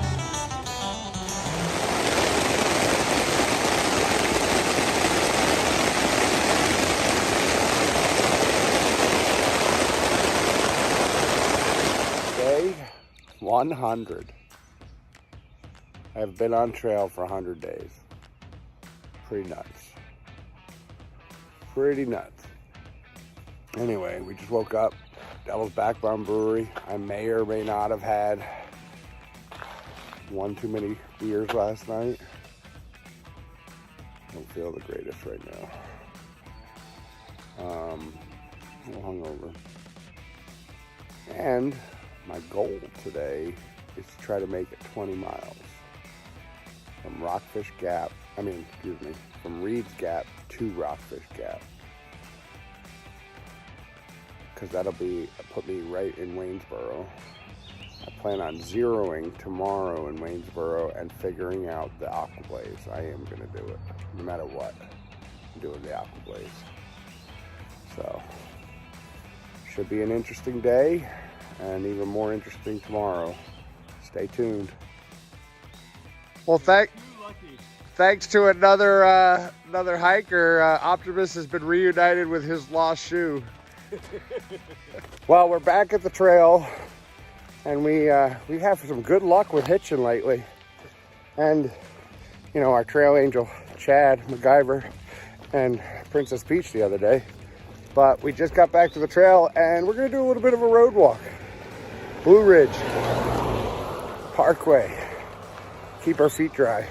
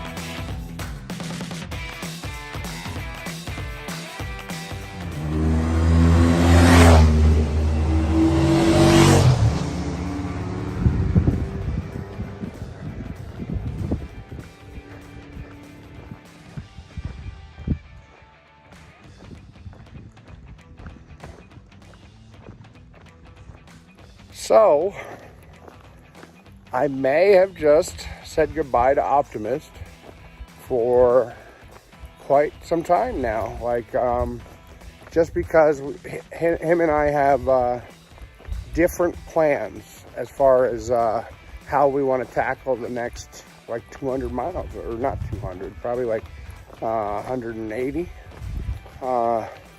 Because I have made the call that I am going to do the Aqua-Blaze. And so that means I'm going to canoe down the Shenandoah River and not hike through the Shenandoahs.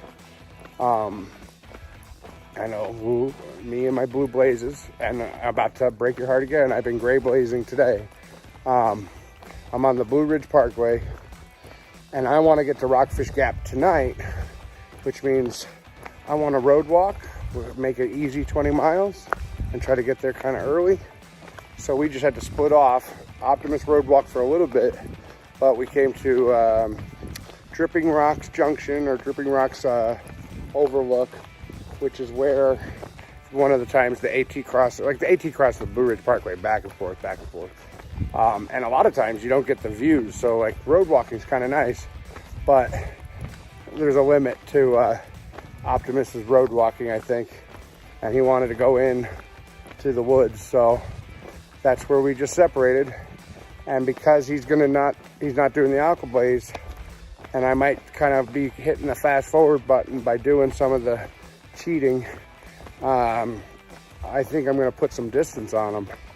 And we're both getting off in June at different times, so I don't know if I'm going to see Optimist again before I get off at the 1,000-mile marker, at Harper's Ferry, or anywhere. I think we might not be on the same timeline anymore.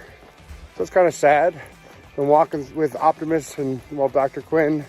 I met them in Hiawassee. That's how long I've known them for. And we hiked. We didn't really hike together in Georgia, but we kind of kept running into each other all the way to Brown Forks Shelter right before Hot Springs. And then we've been pretty much hiking together that whole time, minus like a couple weeks there where me and Stick got ahead. Yeah, so kind of crazy. Well, a long time. I'm running out of people here. And Stick is ahead of me, so I'm trying to catch up to Stick. Undecided at the moment whether Stick wants to do the Aqua-Blaze or not. So that's what the Zero tomorrow is about, to see if Stick is going to join me on the Aqua-Blaze. If not, I'm still doing it, but it would be nice to have another person, another paddler. So we'll have to see what happens. For now, mad dash to Rockfish Gap on the Blue Ridge Parkway. And I'll get some views, I'm sure. More than on the AT.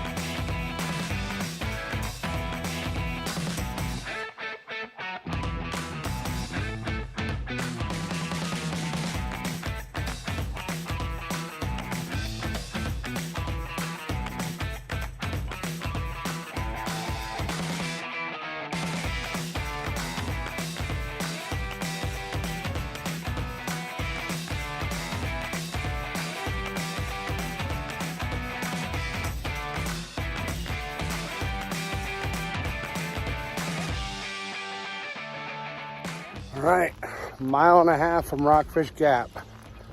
I took a different road to get off the traffic of the Blue Ridge. It was pretty busy. And now I'm in like a private area. Some big ass houses over here. And I I already booked a room in Waynesboro because it's already starting to rain. It's going to be raining all night tonight and all day tomorrow. At least I'll have a chance to figure out my Aqua-Blaze. Anyway, check this house out.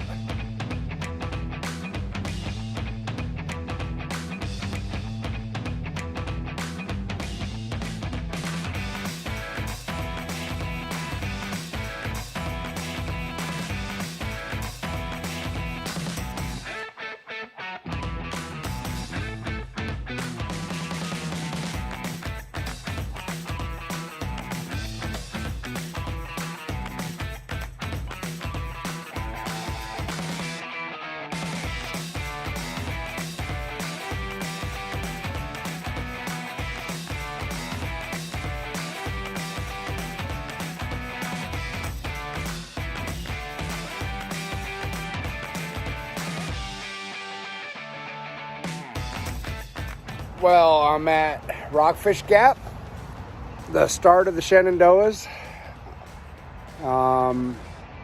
but I'm not doing the Shenandoahs. I'm getting off here. I'm headed into Waynesboro, and from there I will be getting on the Shenandoah River to do the Aqua-Blaze. This is actually the last place I've been to on the Appalachian Trail until I hit New Jersey. Kind of cool being back at places. This is actually the first hike I did. I did from Rockfish Gap into like Paul C. Shelter with my wife and dog in like 2019. So I decided to do a road walk today. I skipped over that, so I don't have any pictures from the shelter. Optimus, I think, is going to that shelter, so he'll get some. So if you jump over to his channel, you can see that it's a pretty cool shelter. Got a river or a stream in front of it, and it's a little bit nicer than some of the other shelters, if I remember correctly. Anyway, that being said, I met a hiker here, and he gave me a card for a trail angel who gives free shuttles, so that's pretty cool. And I gave her a call, and she's going to pick me up in about a half hour. So I'm headed into Waynesboro. I'm going to Zero tomorrow, so I have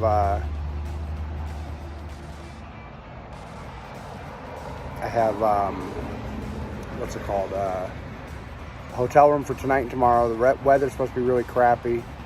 Hopefully after this weather pattern, we'll get a burst of sunny weather, because I'm going to start my journey down the Shenandoah on Sunday morning, and that'll be all the way to Harper's Ferry. So about 160 miles of trail. I don't know how many miles of river that is. I gotta look. I'm gonna stop at the Waynesboro Recreation Center that has more information for me, and then that's how I'll probably figure out my boat situation too. Check back in later when I get into town. Probably going to Golden Corral tonight, and there are Modelo's in my future. My feet are killing me, and like I think I'm starting to get blisters. First time ever, because of how wet my shoes have been for the last couple days. So that sucks. But I'll be in flip-flops for like a week, so hopefully my feet rest up. Well,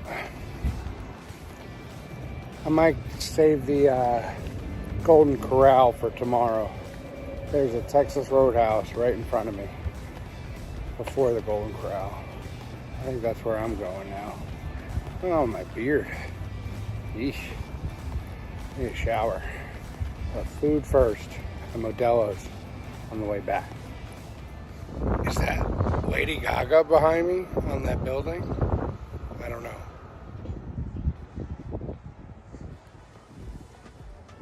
All right. So Waynesboro has been a journey of eating for me. And I have one more trip before we head out on our Aqua-Blaze in the morning. Stick and I finished our provisioning, or at least for the beginning of it. And now you got a shark towel. And now guess where we're going? It's Golden Day 102, right? I think it's 102. Yeah, Day 102. Sunday. June 1st. Wow, I had to pull all of that out. So it's June 1st, Sunday, and we are about to start our Aqua-Blaze adventure. Had a little bit of a rocky start this morning. I took an Uber from my hotel to Styx Hotel, and we were supposed to be at the Port Republic boat launch by 8 o'clock, and then I couldn't get us another Uber to the boat launch. Like, I let that one go, and then nobody would pick up for us. So I called the rafting company and said we were going to be late. We're not going to make it by 8 o'clock. And they said they'll come pick us up. So right now we're just waiting for them to come pick us up. I think we got to ride in the back of the truck though. So our adventure starts early.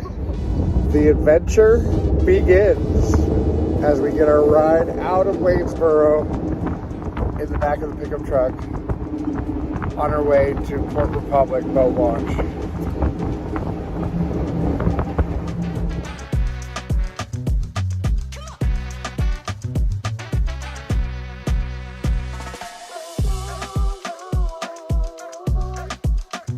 All right, we are at the Port Republic boat launch after a very cold ride on the in the back of the truck, and there's our boat, and that's my boat, and we are doing some last minute, waterproofing of our bags. We bought some contractor bags. We're gonna seal them up real good. Plus, we have a dry bag inside of our bag, and a waterproof case for our electronics. Yeah, oh yeah, me too. And yeah, we're gonna head out. We're gonna go about 20 miles today to try to get to the rafting place's actual campground. 24 miles. But the water's moving pretty quick, so I'm feeling pretty good about this.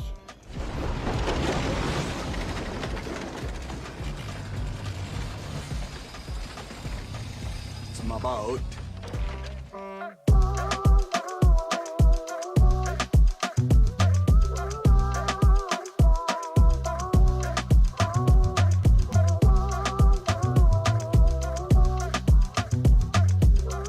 So we've been talking about this since the Smokies, and we're finally doing it, and it's pretty amazing.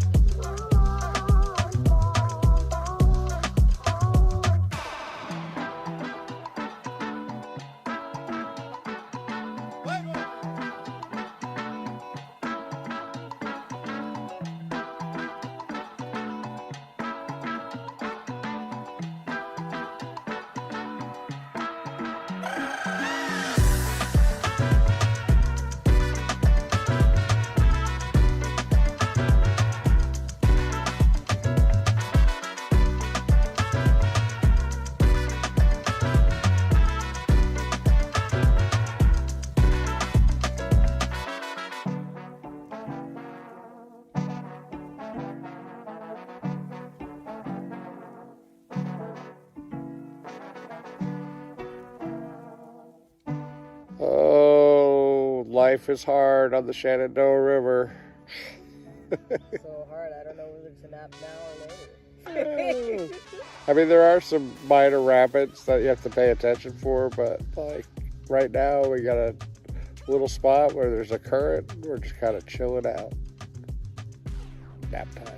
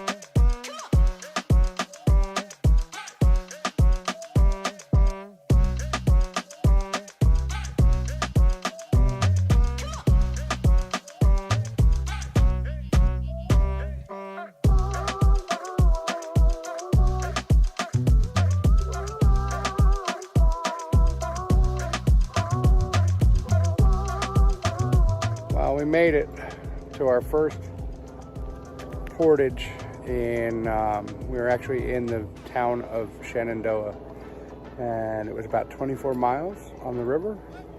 Not bad, not bad. And we're getting picked up, taken to the campground, and we'll start here again tomorrow, or on the other side of the dam. There's a dam.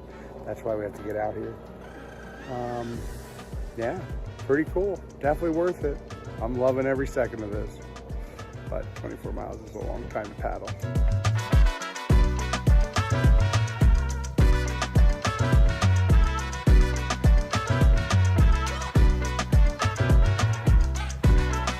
Well, we just got back to Shenandoah River Adventures, or got to, after getting picked up at the public boat launch on the other side of the dam. So right now we're picking Stick's trying to figure out where he's gonna hammock, and then we'll set up tent or set up camp, and then we'll try to figure out food situation. It's Sunday, so 2 of the places we were thinking about going are closed. There's not really any fast food, but there is a 7-Eleven. I might go to 7-Eleven. Day 103. And we're gonna go get some breakfast before we leave Shenandoah, or the town of Shenandoah. And then we're gonna get back on the river. And we're not exactly sure where we're going, but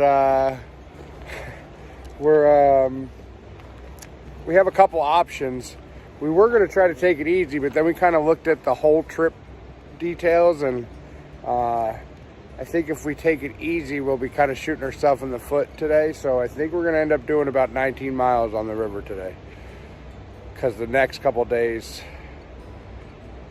would be like 20s and 24s, I think. If we shorten it today. So we got to figure it out. I don't know. It's a little complicated, not as easy as the trail. They don't really have the miles worked out quite right, in my opinion. Or just easy to read. Let me put it that way. So there's not a far out for the Shenandoah River. So yeah, a little bit more difficult to plan. We're trying to figure that out now.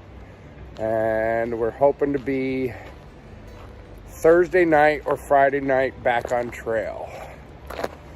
Yeah, that's the goal. We want to get on trail on Thursday night, so that Friday we do like 10 miles and then the next day like 8 into Harper's Ferry. So that's the goal. But right now we kind of have ourselves going until Friday night, which is why we want to try to shorten a day. Stay tuned.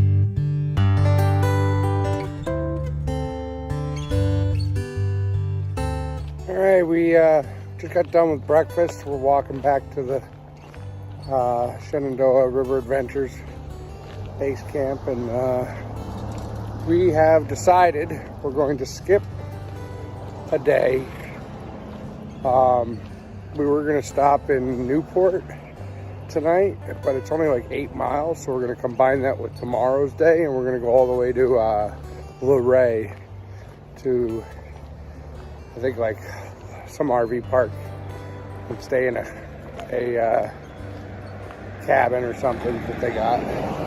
So that's where we're headed to today. I think it's about 18 or 19 miles on the river. So stay tuned. Back on the water, Luray bound. I guess it's pretty obvious, but I forgot to say it's day 2.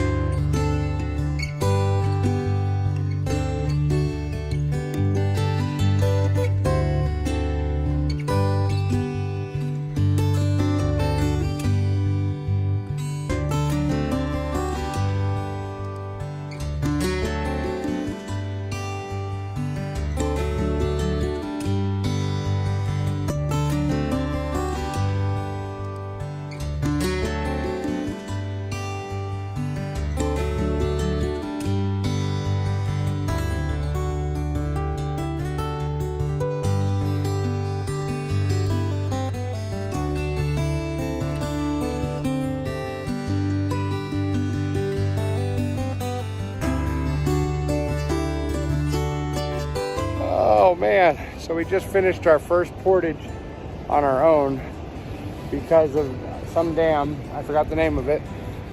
Of course, you know me. But there it is over there.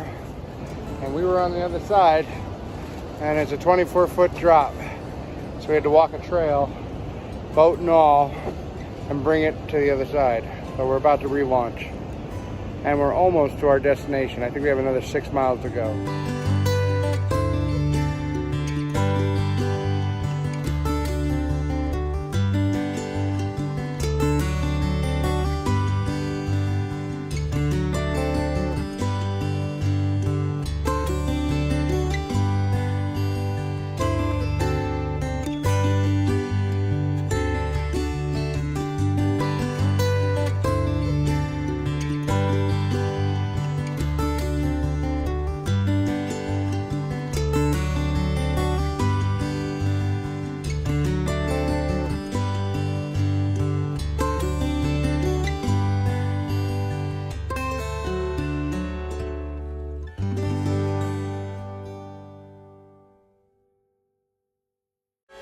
You always smile, but in your eyes your sorrow shows.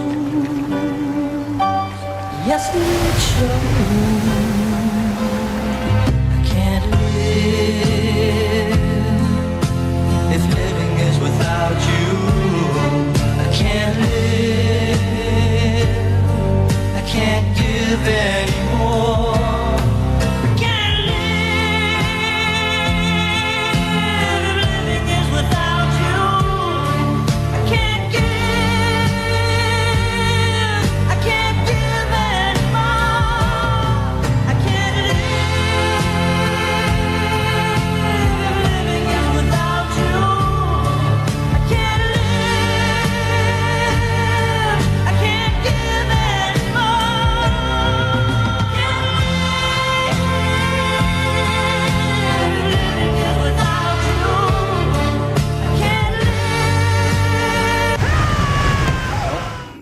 End of a 20 mile or 19 point something day on the river, and we're at the Thru-Hike RV resort.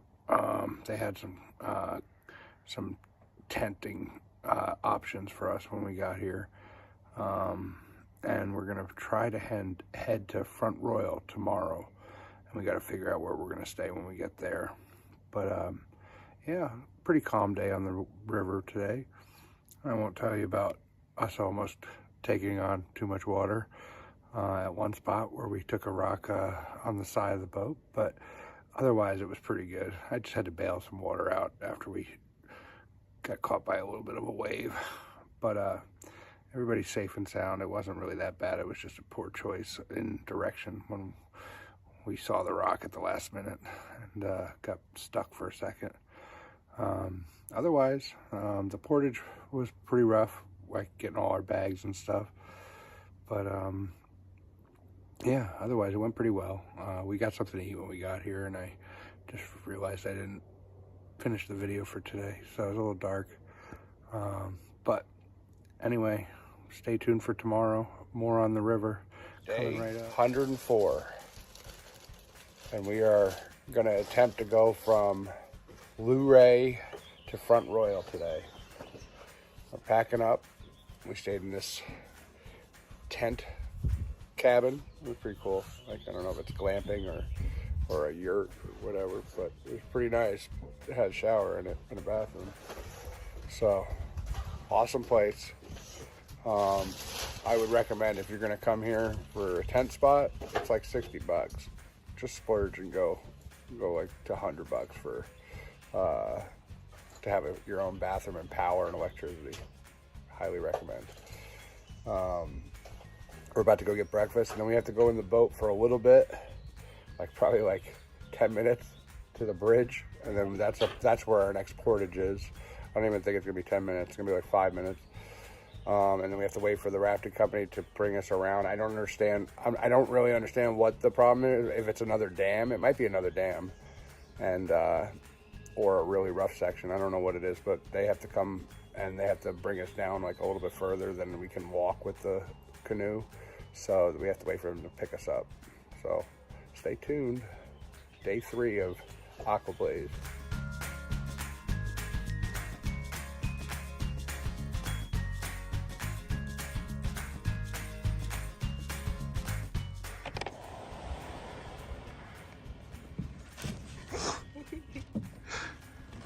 Perfect.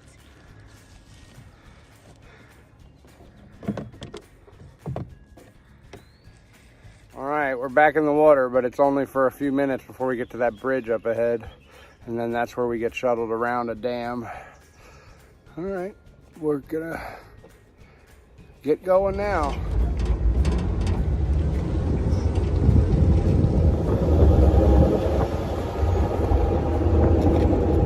Well, our portage is complete around the 211 bridge and the dam that was after it. And we are back on the water. And I think we're gonna try for Front Royal. We've got to check out where our camping for the night is. And check back later.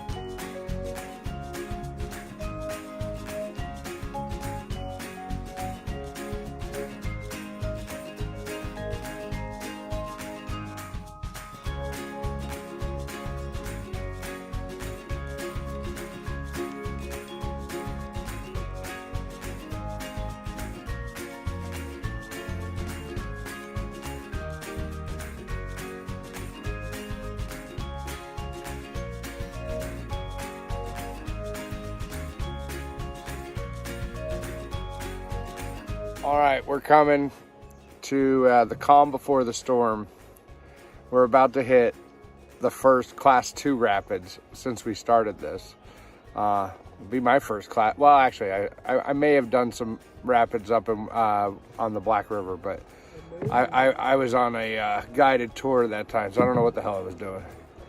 This is just me and Stick in a canoe, not a rubber rafting boat too. So class 2 canoe coming right up, and I don't know if I'm gonna be able to film it. Like, I'm trying to save my phone from going in too. So anyway, that's what's up. Can't see them yet, but you can hear them.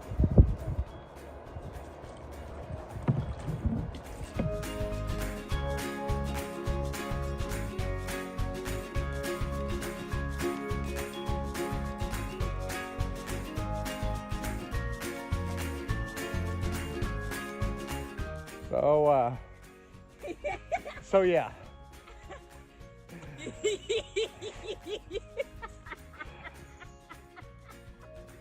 We're not experts. No, we're definitely experts. The guy who helped us get out, He's an said we were experts for sure. Yeah. So yeah, we dumped the boat in the class 2 rapids that we were talking about. We didn't dump the boat. We Okay, just the took boat dumped us. Yeah, the boat dumped us. We took on too much water. Yeah. Because the water is higher than normal. The clip is gonna come up. Stick's gonna give me the clip, but Stick has video footage of it too. I had my phone put away because I was nervous about dropping it. Stick braved it and actually has video footage from everything. Yeah, and my phone's fine. And we actually didn't lose too much stuff. Like, there was a guy there that kind of like helped like corral our shit while we were floating down the river with just like both our hiking bags and garbage bags floating down the river, oars, everything. Like, it was just like it was like somebody emptied a garbage can and into the river. Because our bags are in garbage bags, so it's just like 2 garbage bags, a bunch of, like a couple beer cans, water bottles, my flip-flops, like everything just floating away, and the guy helped us like corral it all back in. Yeah, so we're at a campground right after the rapids, and we're gonna go try to get a place here. I think it's more of an RV park, so hopefully they'll let us just put up our tents and hammocks. But yeah, I mean, it wasn't that dangerous. It was just kind of like, okay, we're going for a swim. But we almost lost all our stuff. I don't think we would have lost it. I did lose sunglasses. I lost my sunglasses and my cigarettes got wet. I had no flip-flops, but the guy was able to find them, so I got knocked out of my flip-flops. But yeah, my phone's okay, Stick's phone's okay. We got to kind of do a little inventory. I think the only thing I lost was my sunglasses.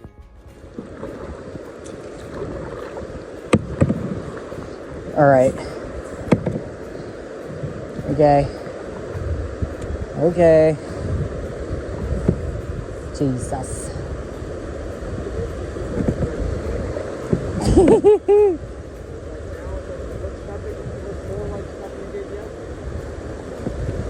Except for that right in front of us. Do you see that shit? Holy fuck. Lean back, lean back, lean back, lean back. Holy hell. Okay. Okay. We definitely took on water. We definitely took on water. Fuck. We got another big one. Fuck, fuck, fuck. Fuck, fuck, fuck. Come on, bitch. Come on, bitch. Come on, bitch. Fuck, fuck, fuck. It's okay, it's okay, it's okay. Oh.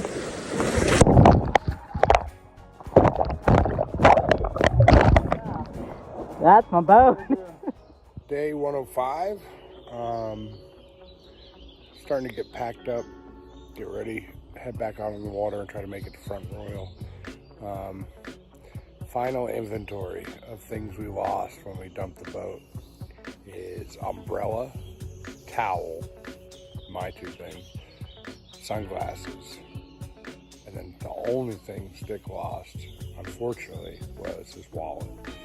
So we're gonna have to figure that out, or try to get some signal. It's really bad signal here. That's why the video from yesterday didn't go up last night. So I'll be a little bit behind on videos now too. And my phone's not charging because it's wet. So I gotta hopefully dry that out today. I'm only at like 9% right now. So I figured I'd get my kickoff video done and then turn it off for a while. Anyway, check out the rest of the day later. Whatever I just said, I don't know what the hell I'm talking about. Maybe I'm still tired. But yeah, we're gonna get going to Front Royal. Day 4 of our Aqua-Blaze, back on the water, headed to Front Royal. Let's try to stay on the water and not in the water today. Stay in the boat. Stay in, well, hopefully the boat stays afloat is really our goal, you know, because it wasn't us falling out of the boat, it was the boat falling out from under us. And yeah, and what did I say? What is it, 104 or 105? I'm gonna have to double check that. I forgot. I think I said it before. All right, well, hopefully no class 2 rapids today.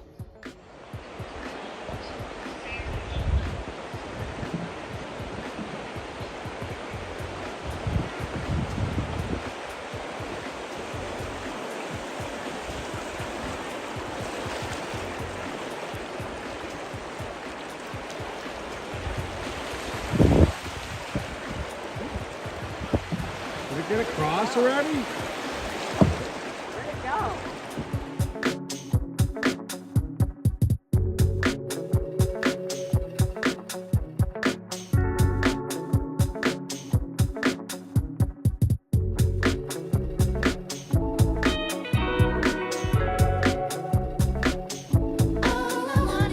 Well, we just walked a mile into Bentonville, or at least the outskirts of Bentonville, to a gas station to get some much needed supply items like some more beer, cigarettes, and lunch, and some ibuprofen. But now we're walking a mile back to the public boat launch, and we have about 9 miles, we think, to Front Royal, and that's where we're going to try to stop for the night. And we're almost done. This walk sucked though. Oh wow. While I'm thinking about it, I want to do a huge shout out to Glenn if he ever sees this video. Thanks for corralling all our stuff yesterday and keeping our losses to a minimum. And thank you to River Run Campground, who was a campground right after the rapids that we stopped at. And when I asked them if we could pay to camp there, they said you had a bad enough day. Go ahead, you have the night for free on us. So that was pretty cool. So if they ever see this, thanks a bunch. And thanks for your hospitality.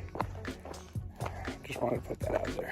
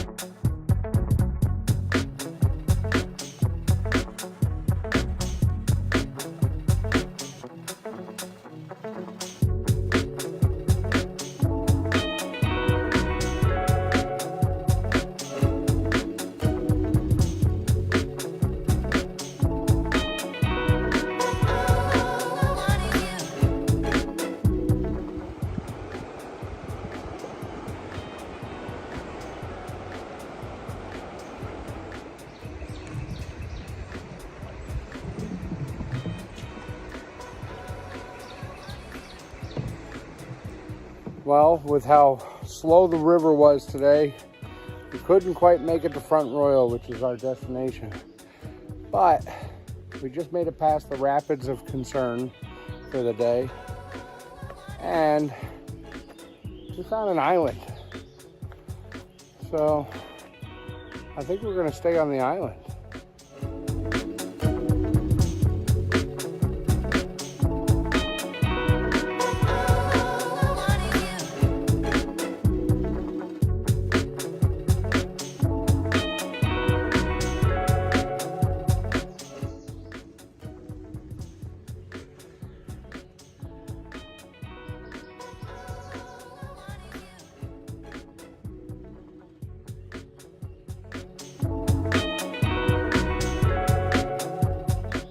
Day 106 and our 5th day on the river, and we are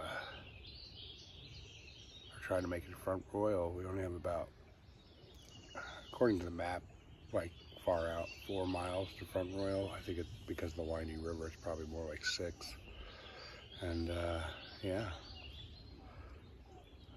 figure out some new things at Front Royal because we need to resupply a little bit. Could use a shower, laundry, so we might be in Front Royal for a little bit. Might change our timeline a little bit, but we'll see how it goes.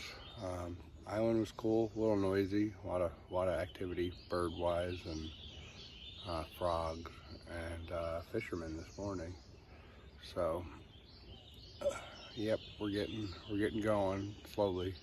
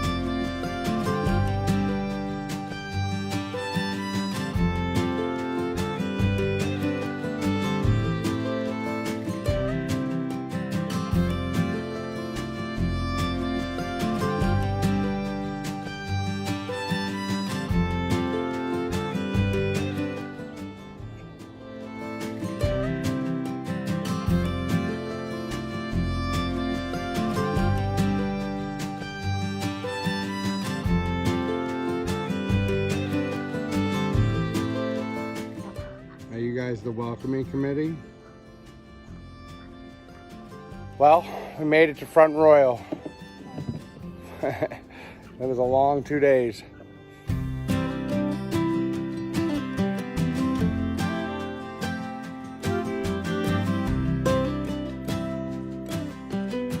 Well, I got permission to leave the boat at the rafting place for the night, and we are headed into Front Royal to do everything we need to do.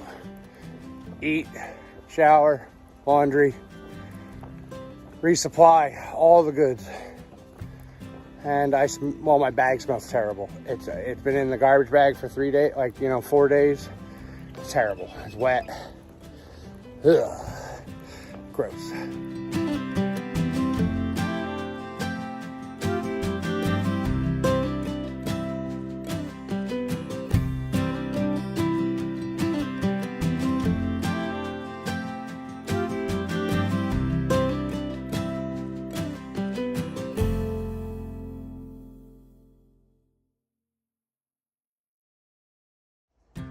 All right, so one last update for today. We were kind of running errands and really just trying to get off the water for a day. And we stopped at the Outfitters Mountain something. Of course, I can't remember the name. Whenever I start these videos, my mind goes blank. But great place. They took us right in, and there was they had like a locker room, like a place like in their facility between the brewery, the outfitter, and the bakery, where you could do laundry and take a shower. So we did that, and then had lunch at the brewery, and then we got a hotel for the night, and also went to the Thai restaurant in the hotel. Lots of eating and getting clean and dry.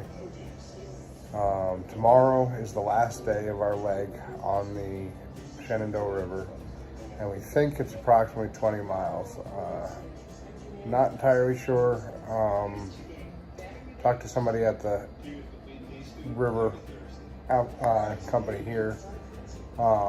They said about 16, but I think it's more like 20 to Watermelon Park.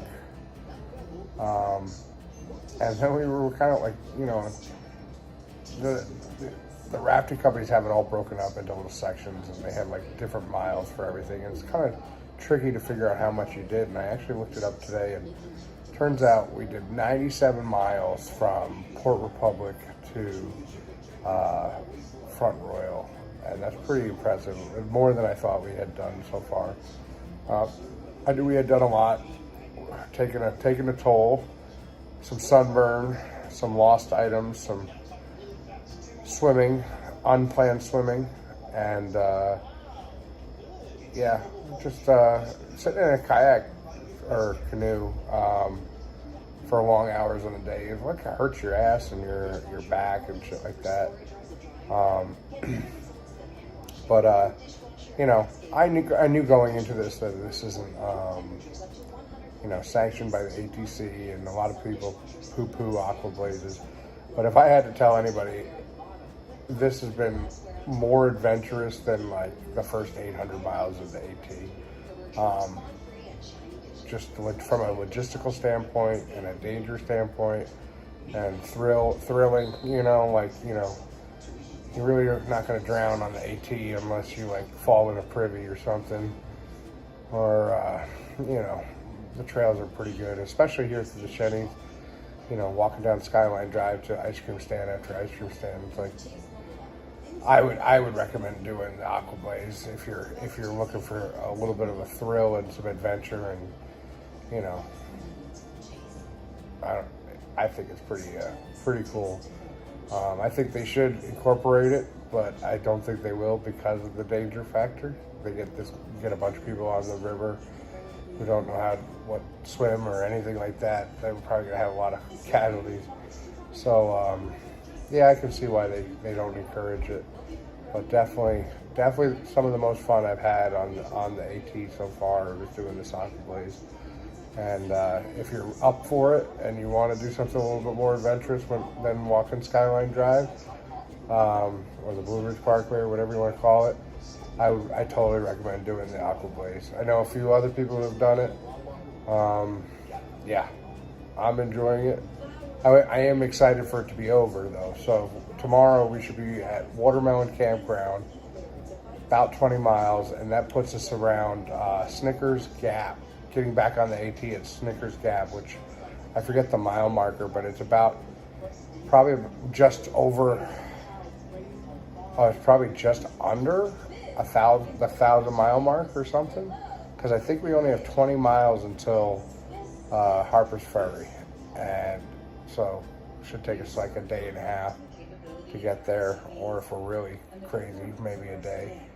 But yeah, so that, I think Harper's Ferry mile marker is like 10:25 or something like that. So I don't think we're gonna pass. I think we're gonna pass the 1,000-mile marker on the AT when we get back on trail, but I'm not entirely sure. I gotta look that up. So stay tuned for tomorrow, our final day of the Aqua-Blaze, and that will put us at basically, because it kind of like got a half day today, so that's 4.5 days. So tomorrow it'll be 5.5 days to go like 119 miles or something like that, or 17 miles. Might be more than that. I'll look it up, or I'll do the best I can. Day 107. About to head out, do a little quick resupply, and back to the boat. It'll be our, I forgot now, 6th day on the water. Yesterday was like a half day. I think it was 5.5 so far. I gotta double check that. Maybe 4.5. Man, I can't remember anything the moment I hit the day 107, and we are back at Front Royal River Adventures. We're about to get back in the water for our last leg of the trip, about 20 miles to Watermelon Campground. That's the goal. And then when we get on the trail, after that, we'll be up by Snickers Gap. So somewhere around, I talked about it last night. I got to double check mileage on the trail, where we're going to be at.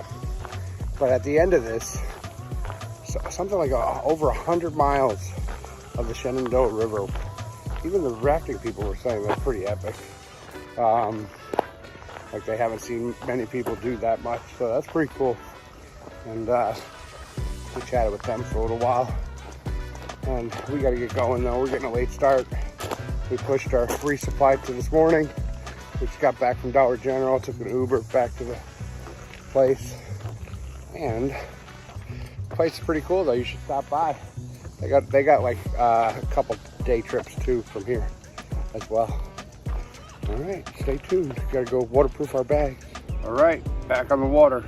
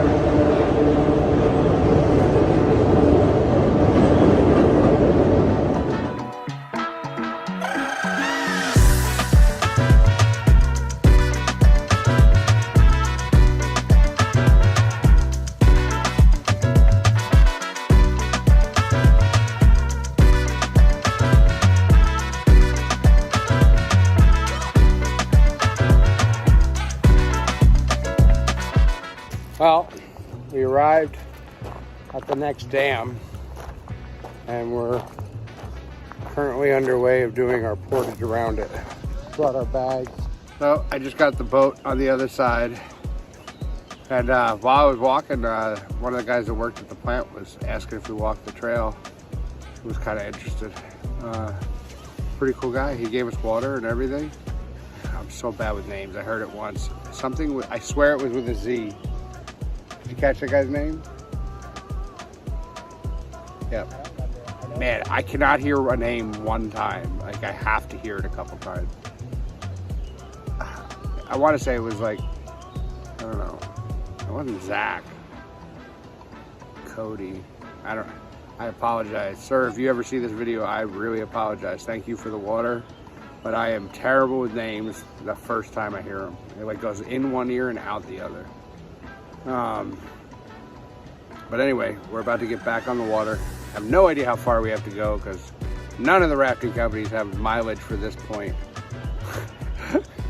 So I estimate it was about 20 miles because I think it was 23 miles by car that was all the way around and stuff. So maybe 19, 20, I don't know.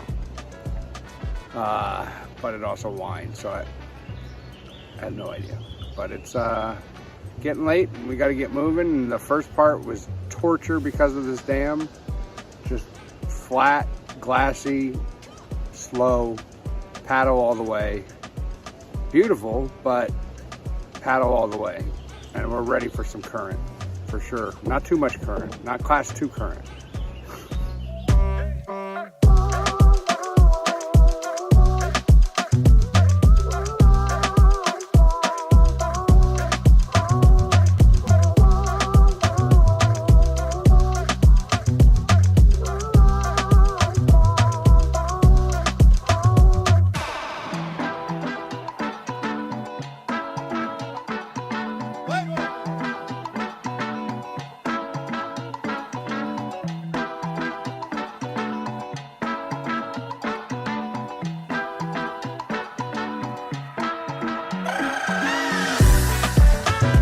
So I haven't been filming a lot in the last hour or so because we've been getting dumped on by rain.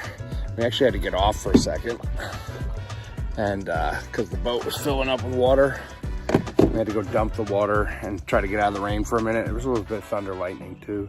So we're trying to get off.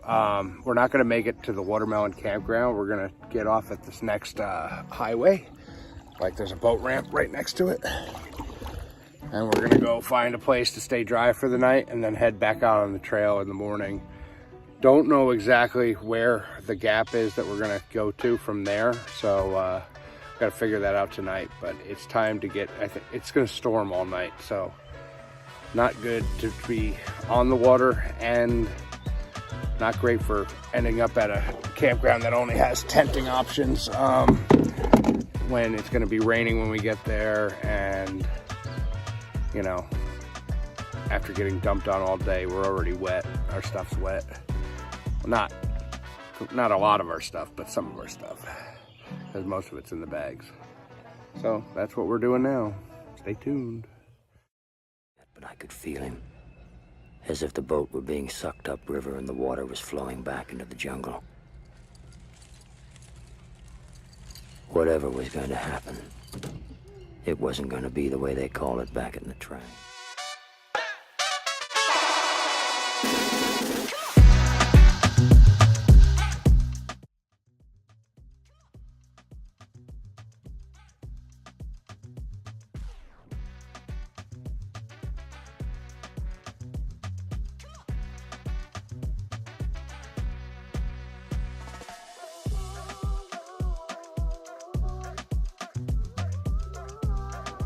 Well, that's it. We're done for today. That was one hell of a row. And we were at, I don't know, Route 17 or 50 or something, like a combination of both. I don't know. And we're waiting for them to come get the boat. Well, I'm glad we decided to get off the river because this is the state of things right now out there. Just in time.